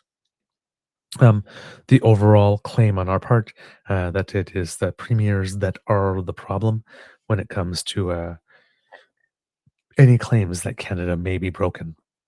But they are not being made to pay any price for them. It seems to be landing all on the front step of the federal government, and then us. Well, everything having to do with climate change. Again, last year was the hottest year on record, and despite the fact that people's lives are being upended by climate disasters and insurance rates are going up, and there's certain places where insurance is getting harder to find. Um, that didn't change much in terms of voting. It doesn't change much in terms of polls, particularly if you bring that worldwide. With all the elections that we've had last year, there's been 2 billion people that have voted worldwide. If because including India and the United States, and despite all evidence that the climate crisis is here, um, there's been no significant vote for climate stuff, and the news coverage is commensurate with it. The disasters get coverage, but not what we need to do in order to try to reverse them and to teach us that no matter that we do what we do right now, to not expect a quick payoff because there's the next 30 years pretty much are baked in. So that coverage has not unfortunately been done. It's been sorely lacking. The most overdone stories provincially, booze in stores in Ontario. All the typical conservative premiers doing the whole evil tyrant Justin thing. That's just too much. Um, in British Columbia, the whole they're using drugs in hospitals now. That's been really overdone. There was never actually any permission to use drugs in hospitals. They were just telling people, you know, given that you don't really know what state they might be in, it's probably not advisable uh, to make an attempt to take them away if they happen to be using them in the hospital. Uh, they would have had to find something to get around that somehow to make sure that they weren't being used in the hospital. But it's the same type of policy that they tell people working at liquor stores. If somebody's stealing, don't be a hero. It's just not worth it. We got insurance for that. Um, and then the whole thing that Scott Moe made about not collecting the climate fee. Those would be the stories for us provincially that had been most overdone. Um, Yeah, whenever we would hear about it in the news, it was like, "Oh god, not this again." So, if you have any of those, kits and cubs, some, that, just, whenever you hear it, "Oh god, they're talking about this," and made the eyes roll in the back of your head, um, that would, please do, let us know what they are. Let's see what else do we have here in the kits and cubs here. Kit Nick CS as a joke 3 years ago, after my Indigenous sister-in-law was released from jail over drug and gun charges, she got knocked up, had a baby that went through withdrawals. We tried to adopt her. But, anyways, at 2 years of age, my niece got into the stash and died. And yet she's still not even in jail for that. Oh my. Wow. That is, wow. I I have no idea what to say to that, Kit Nick. Wow. Kita Nonakaro says, I have a friend who worked for both agencies, Indigenous and non. The system puts kids back in danger because they can't take care of them. Okay. We deserve better for our kids. We need to demand better for our kids. Um, but thank you for contributing that. And thank you for sharing that, Nick. That was, whew, um, didn't expect that. I have to honestly say. But real life, real life. Moving on to our municipal stories. Yeah, Nick gets touched, but that's the truth. Yeah, that's the truth. You got to look at it. It's tough, sorry, but that's the truth. You got to look at it. These are things going on. These are people are living this and wondering why people might be angry. This, you know, you've tried to do everything you could to try to help your kid. Like there are people that are surrendering their children. Help them. They're that desperate, and the service just isn't there. It's for nothing. Kit Dean goes, I'm absolutely exhausted with conservatives manufacturing outrage every 5 seconds. I wish our electric would not reward this behavior 9 times out of 10. So would we. It's one of the reasons that we try to do this show to try to get, okay, and this has happened. Like, for example, when we talked about the Alberta tax on EVs, like this was a punishment. So yes, you can get mad about that. But if we look at it, there is actually in this case, in this time, there actually is a point to it, and maybe we should pump the brakes on the outrage just a little bit. So, hopefully, we're able to try that, be a little bit of an oasis or an island of sanity. While everybody's just telling you, press the button, going, get mad, get mad, get mad. Um, you know, 'cause there's yeah, uh, uh, reserve our anger for the things that actually do warrant outrage. Let's put it that way. Uh, all right, municipally, kits and cubs. Um, and this one I will need your help on because I'm only one beaver. And if I, covering 10 provinces and 3 territories is a lot, covering all the municipalities and this big, beautiful mess of a nation that we are is even more tricky. But the ones that caught our eye this year in terms of a municipal politician. The mayor of Montreal, Valérie Plante, really caught our eye this year, as she does several years. But this is her last year uh, in office. She had decided that she was not going to run again, that she had had enough. She didn't have the passion. She didn't have the drive anymore. She was honest about that. She talked about certain realities about being in politics today, particularly if you're a woman, harassment and all that type of stuff.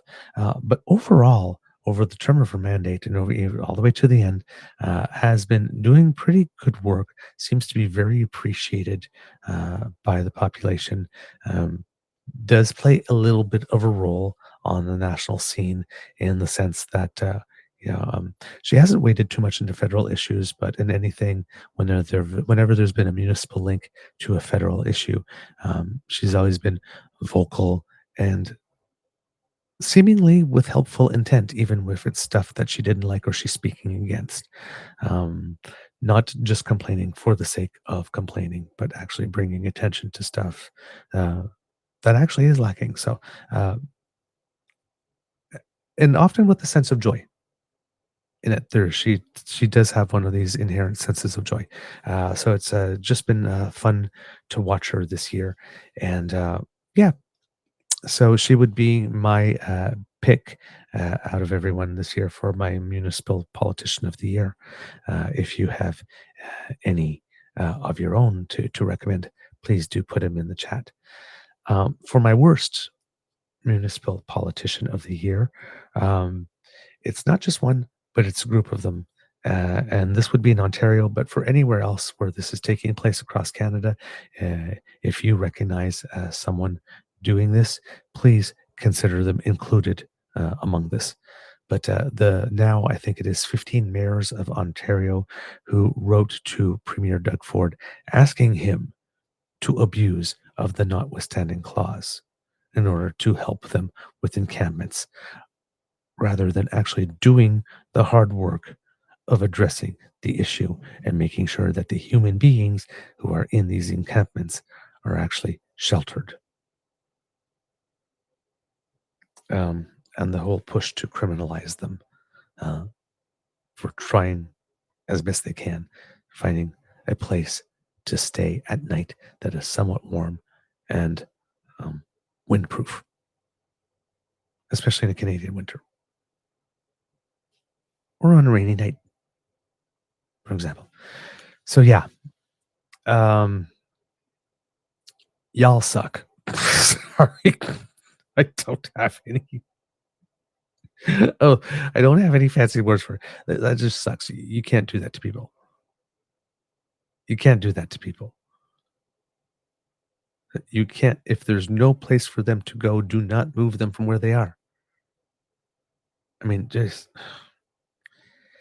and certainly don't damage or destroy or throw away what little they have in the process. Like, this is just not, and like in Ontario, $10,000 fine, really. Okay, we said it on the show.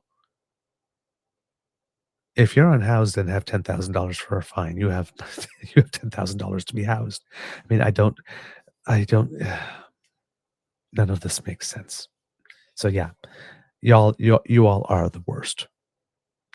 Under the most underappreciated, um, I don't live in Calgary. Don't know, but man, she has been taking a beating, and there's just no world I can believe that she is as bad as she's claimed to be. So that's Mayor Jody Gondek. If there's anybody out there that has some information, but I just, oh my word, from all, it's nonstop. It's just nonstop. Uh, the attack and the opposition that she gets. And then my overrated one isn't actually in power, actually, uh, but really wanted to be in power, like a lot. And that would be former Toronto mayoral candidate, and also, I believe, failed Ward 15 candidate, Anthony Fury. I'm just, dude. Come on, take the hint.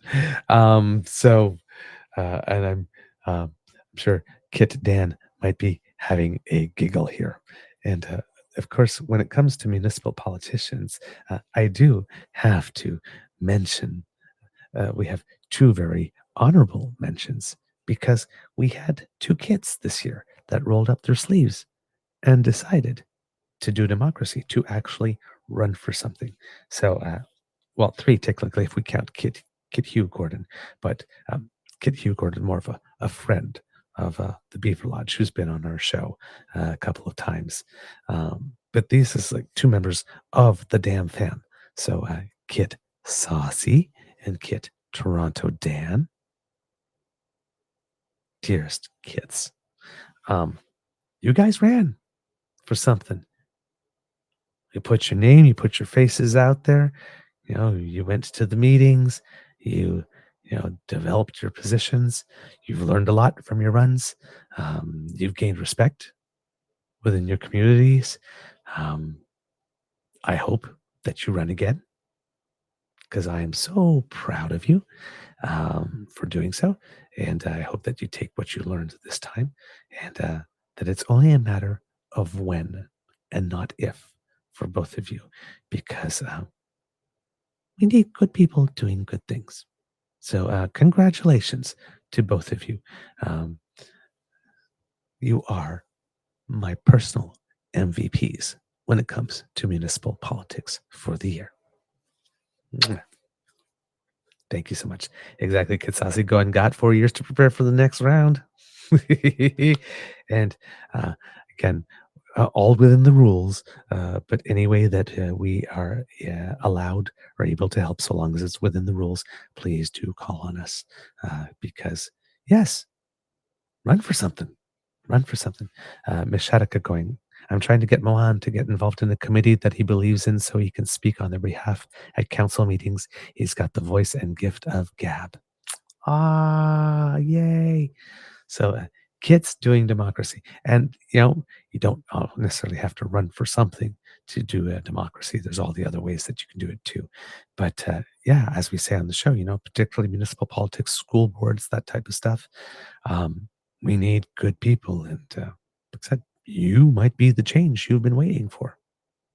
Run for something. You never know. You never know.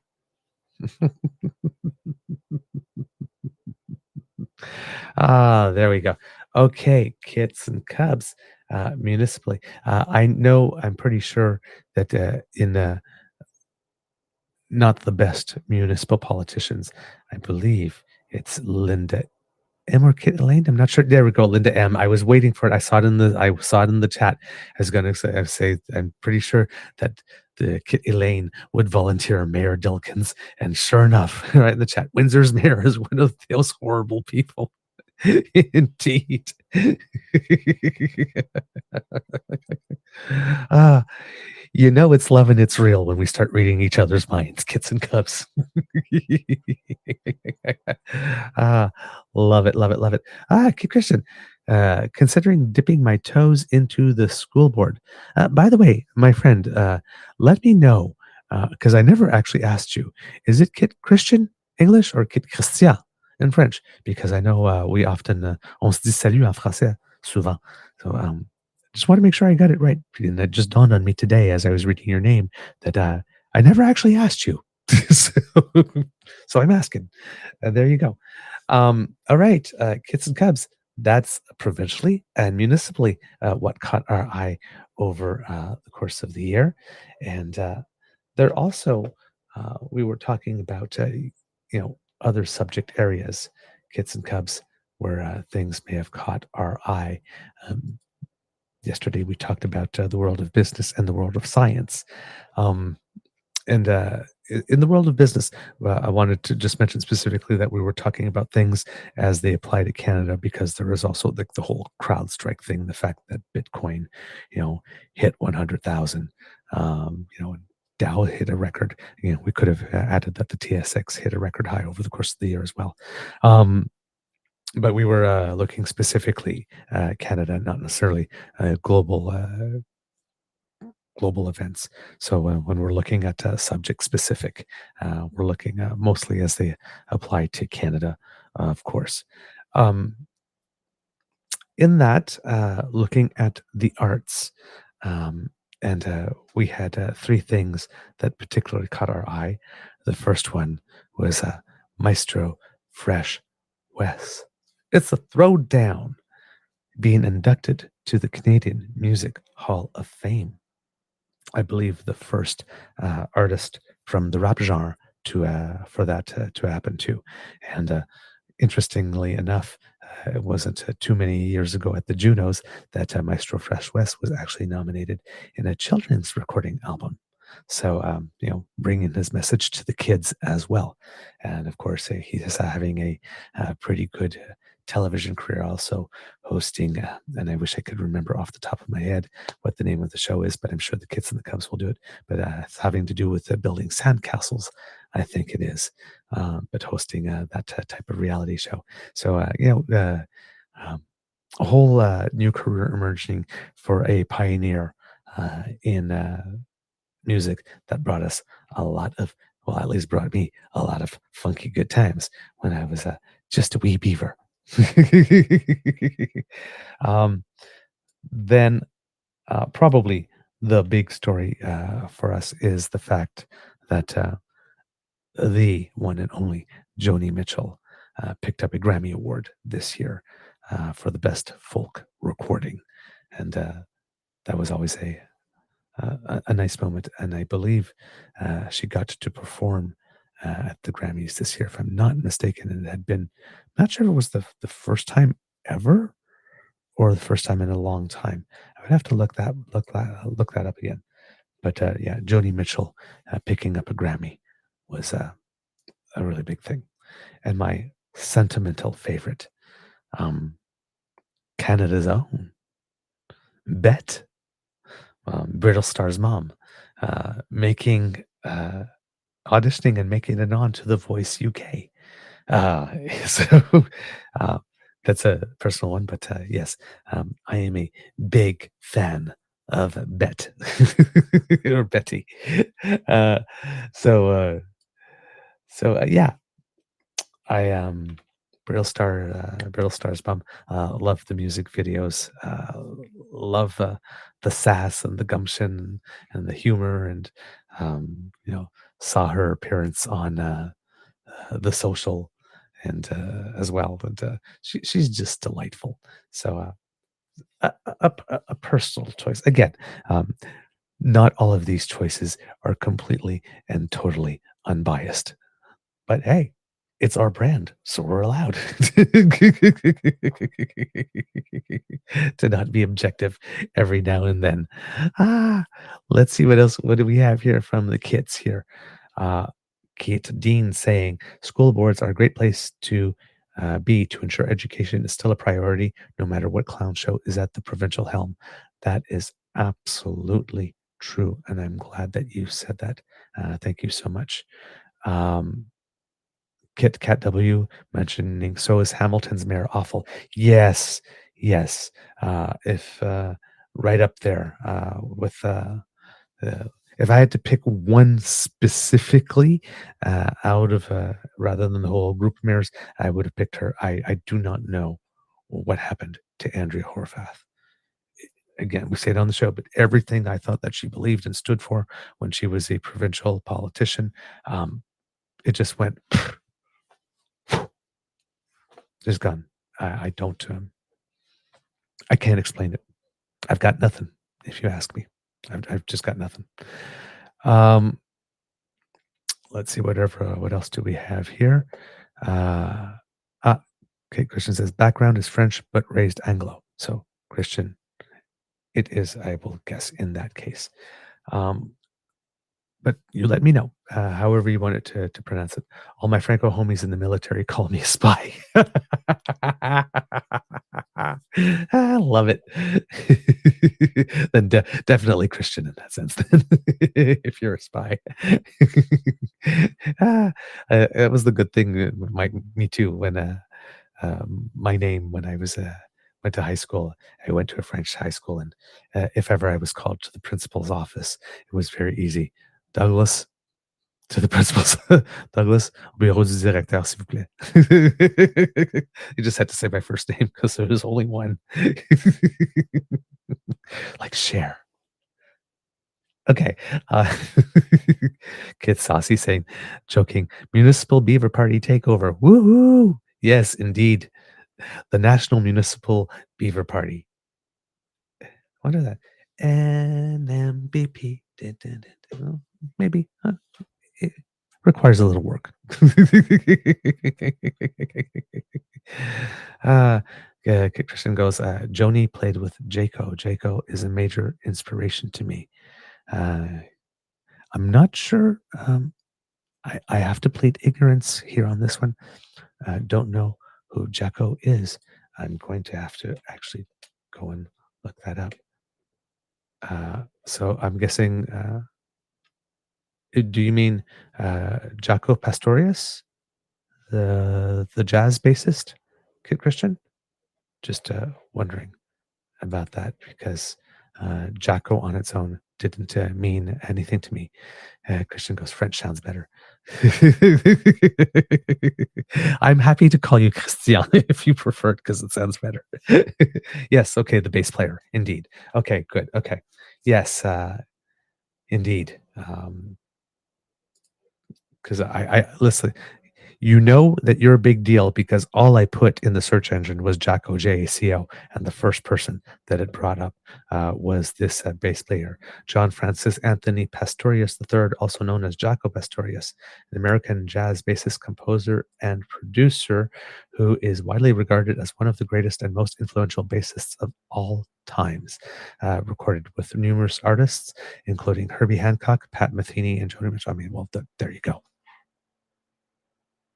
I mean, Herbie Hancock and Pat Metheny. And then Joni Mitchell. I mean, come on.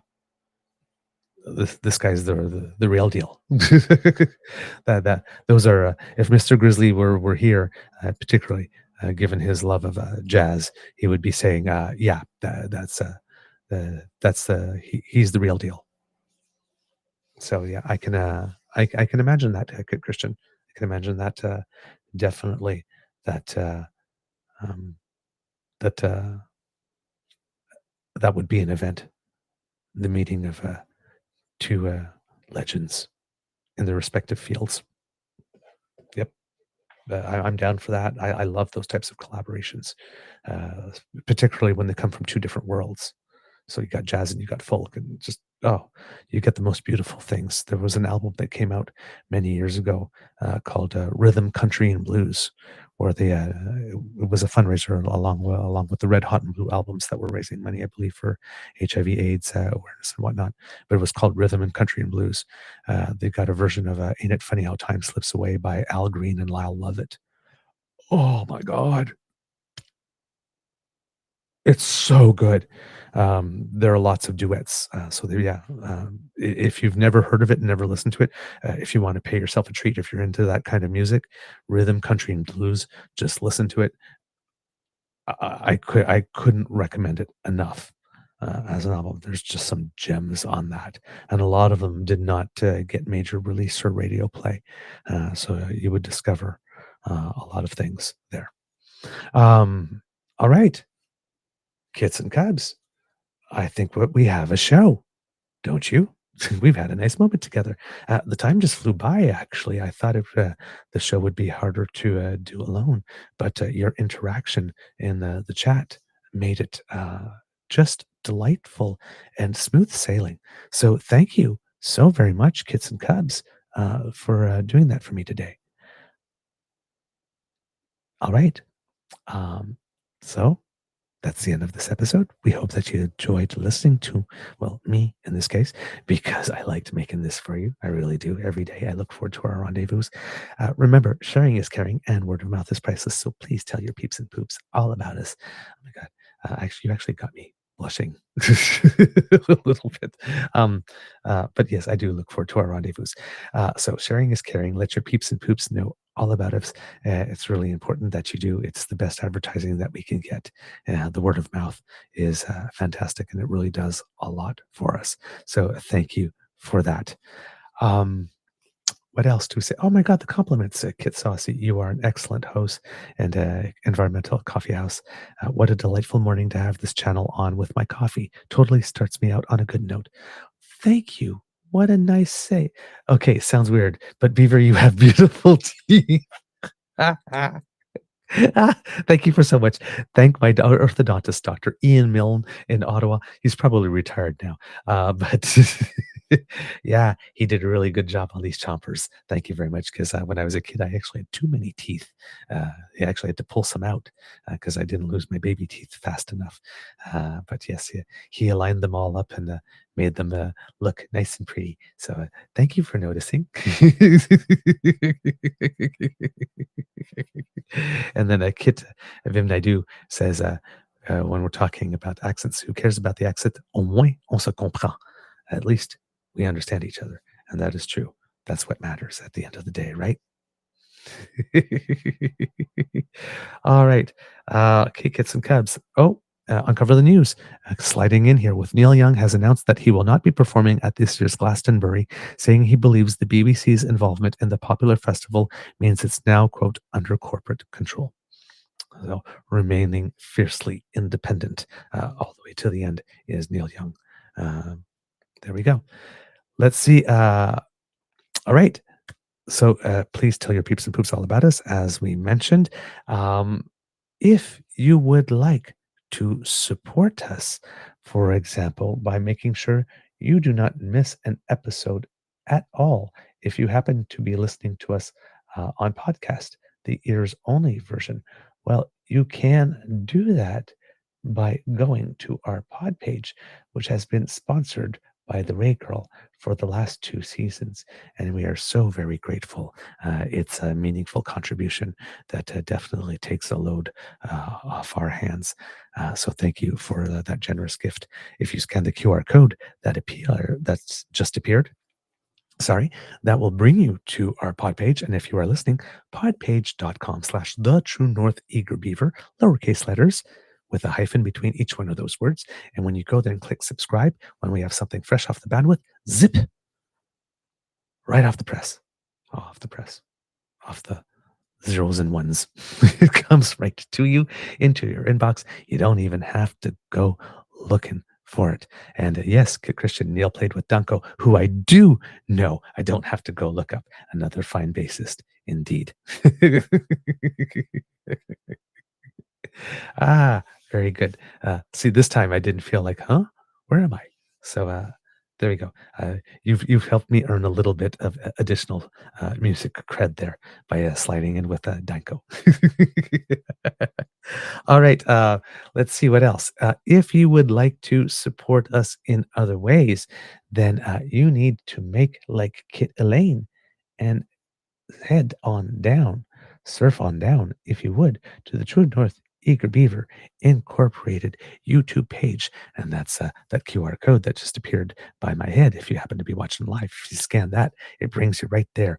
And if you go there, you can watch the show live on YouTube, along with the best damn fam in all of podcasting, if you happen to be available to watch it live. But if not, you can always catch the episodes after we watch it live if you want to see what we look like, or if you want to the next day, I believe the chat goes up, follow the actual chat of the Dan fam if you're watching the show a little day later. Also on our YouTube page, there's the ability to comment on what you see, to let us know what you think, and to make super chat donations, by some membership, all that kind of stuff, if you would like to support us through that way. So please surf yourself on down. But the most important thing is that we still have 3 Christmas balls up there. Going to keep our Christmas decorations up until at least the morning of the 6th.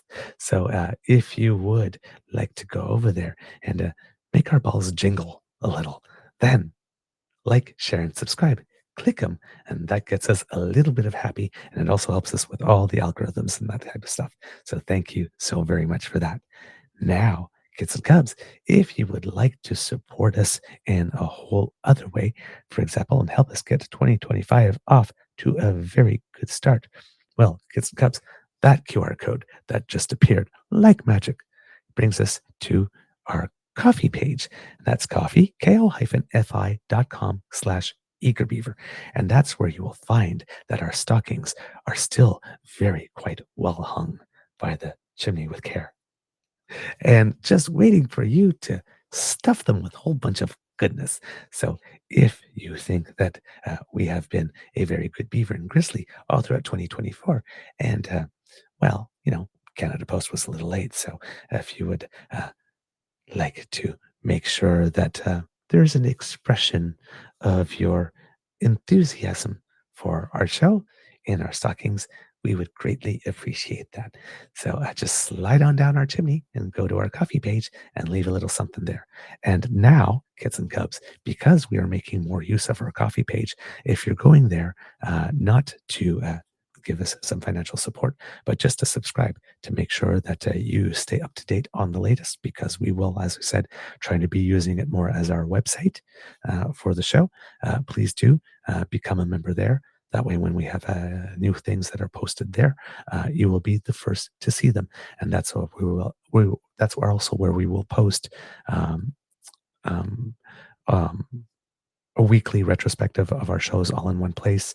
At the we're going to keep it going during the course of the week, but a whole week of Beaver all in one place will definitely be a permanent feature. So if you've ever missed any shows, it's an easy way to catch up on the ones that you've missed by date. They'll just be there, and you can just go there and click, and it will bring you right to our YouTube page where you can watch them. So it's just trying to make things a little easier for you to find. Also, yes, thank you, Kit Elaine, for saying that. Our coffee page does have a poll that's up because we're trying to find new ways to interact with you, kits and cubs. And right now, it's a test poll, but just to see how it works. But yes, we are asking a still a serious question of you, kits and cubs. So if you would like to help us test our poll to make sure that it's working, because we want to see what type of response we get, we would definitely appreciate that. I'm so glad you mentioned it, Kit Elaine, and I am going to include a link to it here. Now, my question for you on the poll is, what is your biggest wish for yourself in 2025? And our options are: improve my physical health, learn a new skill, upgrade my education, work on my mental and emotional health, make a big life move, or make memories slash have experiences.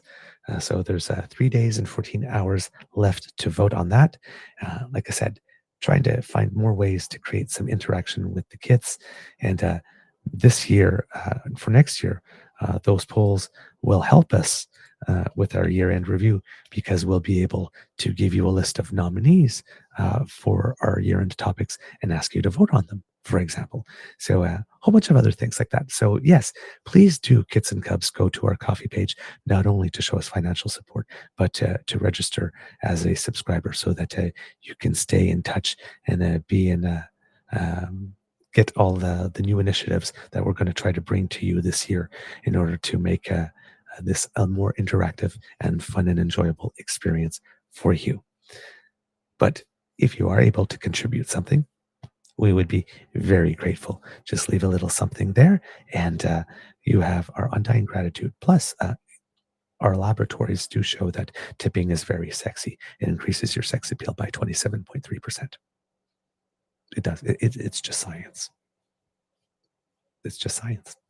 All right. If you would like to help us in other ways, however, because it's not just about finances. The gift of your attention and participation are the gifts that matter most to us, and we want to hear from you. So let us know what you think. If there's some issues of the day that are on your mind, you got an opinion, you got a rant, let us know.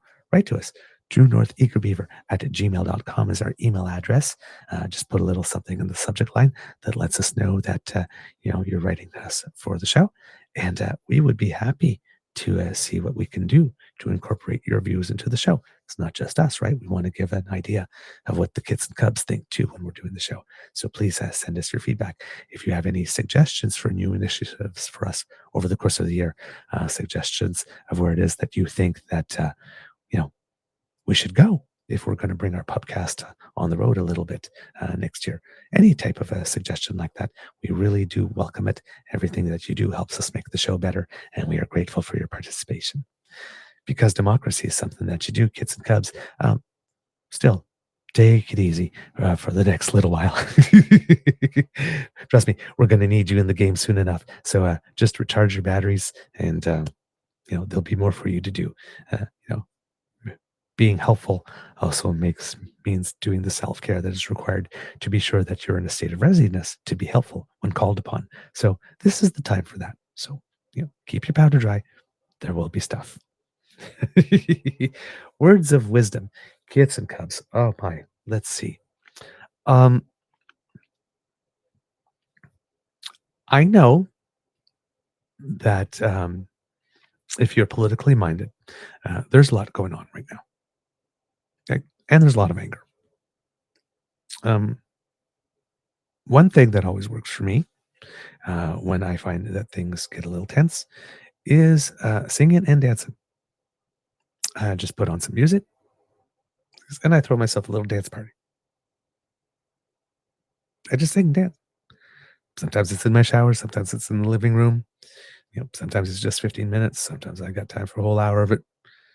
But I just sing and dance. And I don't know, there's something about dancing and singing. Um, it's hard to be thinking about other things while you're singing, uh, and it's hard to be sad when you're dancing because it's freeing. Dance is freedom, movement is freedom. So that works for me. Maybe that works for you. Um, and maybe it's a not singing and dancing per se, but maybe it's something, maybe it is movement, maybe you're a boxer, maybe it's some time on the speed bag or the punching bag. Maybe, um, you practice Tai Chi or yoga and it's going there and centering yourself.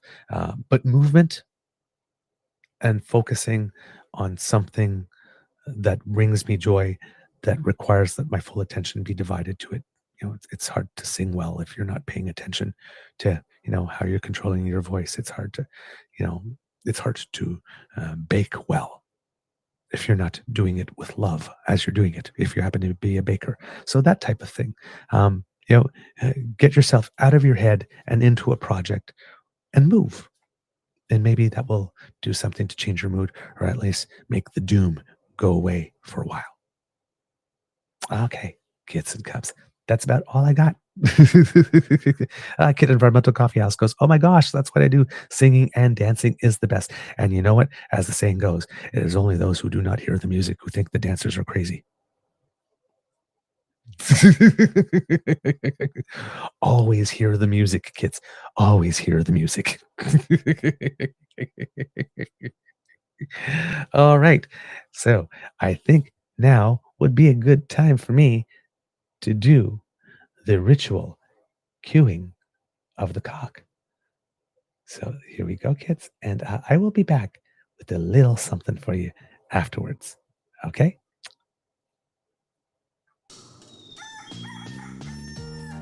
You are listening to a True North Eager Beaver Media Incorporated podcast.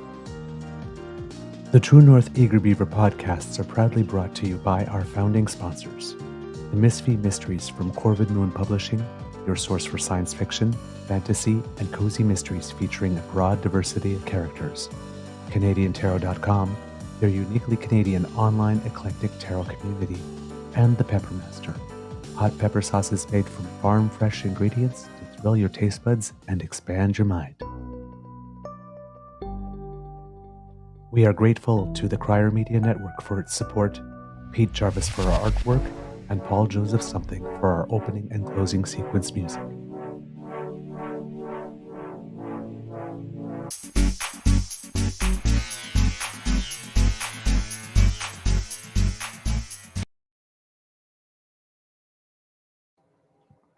All right, kids and cubs. Before we go, just wanted to give you a little bit of news. Yesterday, we talked about Catherine Stewart Jones, I believe, who had gotten the best result of her career in a cross-country ski race, and like by a lot. I think the best she had ever done was 18th place, and she picked up a 4th place in a 20-kilometer race just before the holidays. Uh, she did it again. She followed that up with a 7th place in the 15-kilometer classic sprint. So, wow. She is, I don't know if she's just having a really good week or if something has, um, y- you know, um, she's unlocked something and she's hit a new plateau. But never having had a top 10 in your career to landing 2 of them back to back, something is going on there. So congratulations to her. Um, let's see, what else do we have here? Kit Coffee Ass saying, "Well, then I've been the crazy one. I'll take that badge with honor because I'm guessing you hear the music and you dance whenever you do." Ah, and Kit Jen said, "So true. The resentful cookies are not nearly as delicious." That's great. Kits and Cubs, I love you all. Kits and Cubs, potential programming note, depending if Mr. Grizzly is feeling up to it. A lot of people have been asking when we would do another Daily Beaver morning show. Nights. Um, there's a possibility that might be tonight. We've been talking to Miss Emily of the Muse Spa so that we can do an episode with regard to the changes in the law with regard to sex trade work in Belgium and what the status of those laws here are in Canada and whether there's a need for it. That type of discussion, and it seems that she would be available this evening for that type of conversation. So hopefully, Mr. Grizzly will be as well. If not, we will then be recording it at another time to bring it to you as a morning show, because we also do believe that this topic doesn't get enough coverage and should be treated as a normal morning show topic. But schedules, this is an industry that works on different hours than we do. Miss Emily said that she did prefer a recording in the evening if possible. So if that does happen tonight, we will have a special nights episode for you.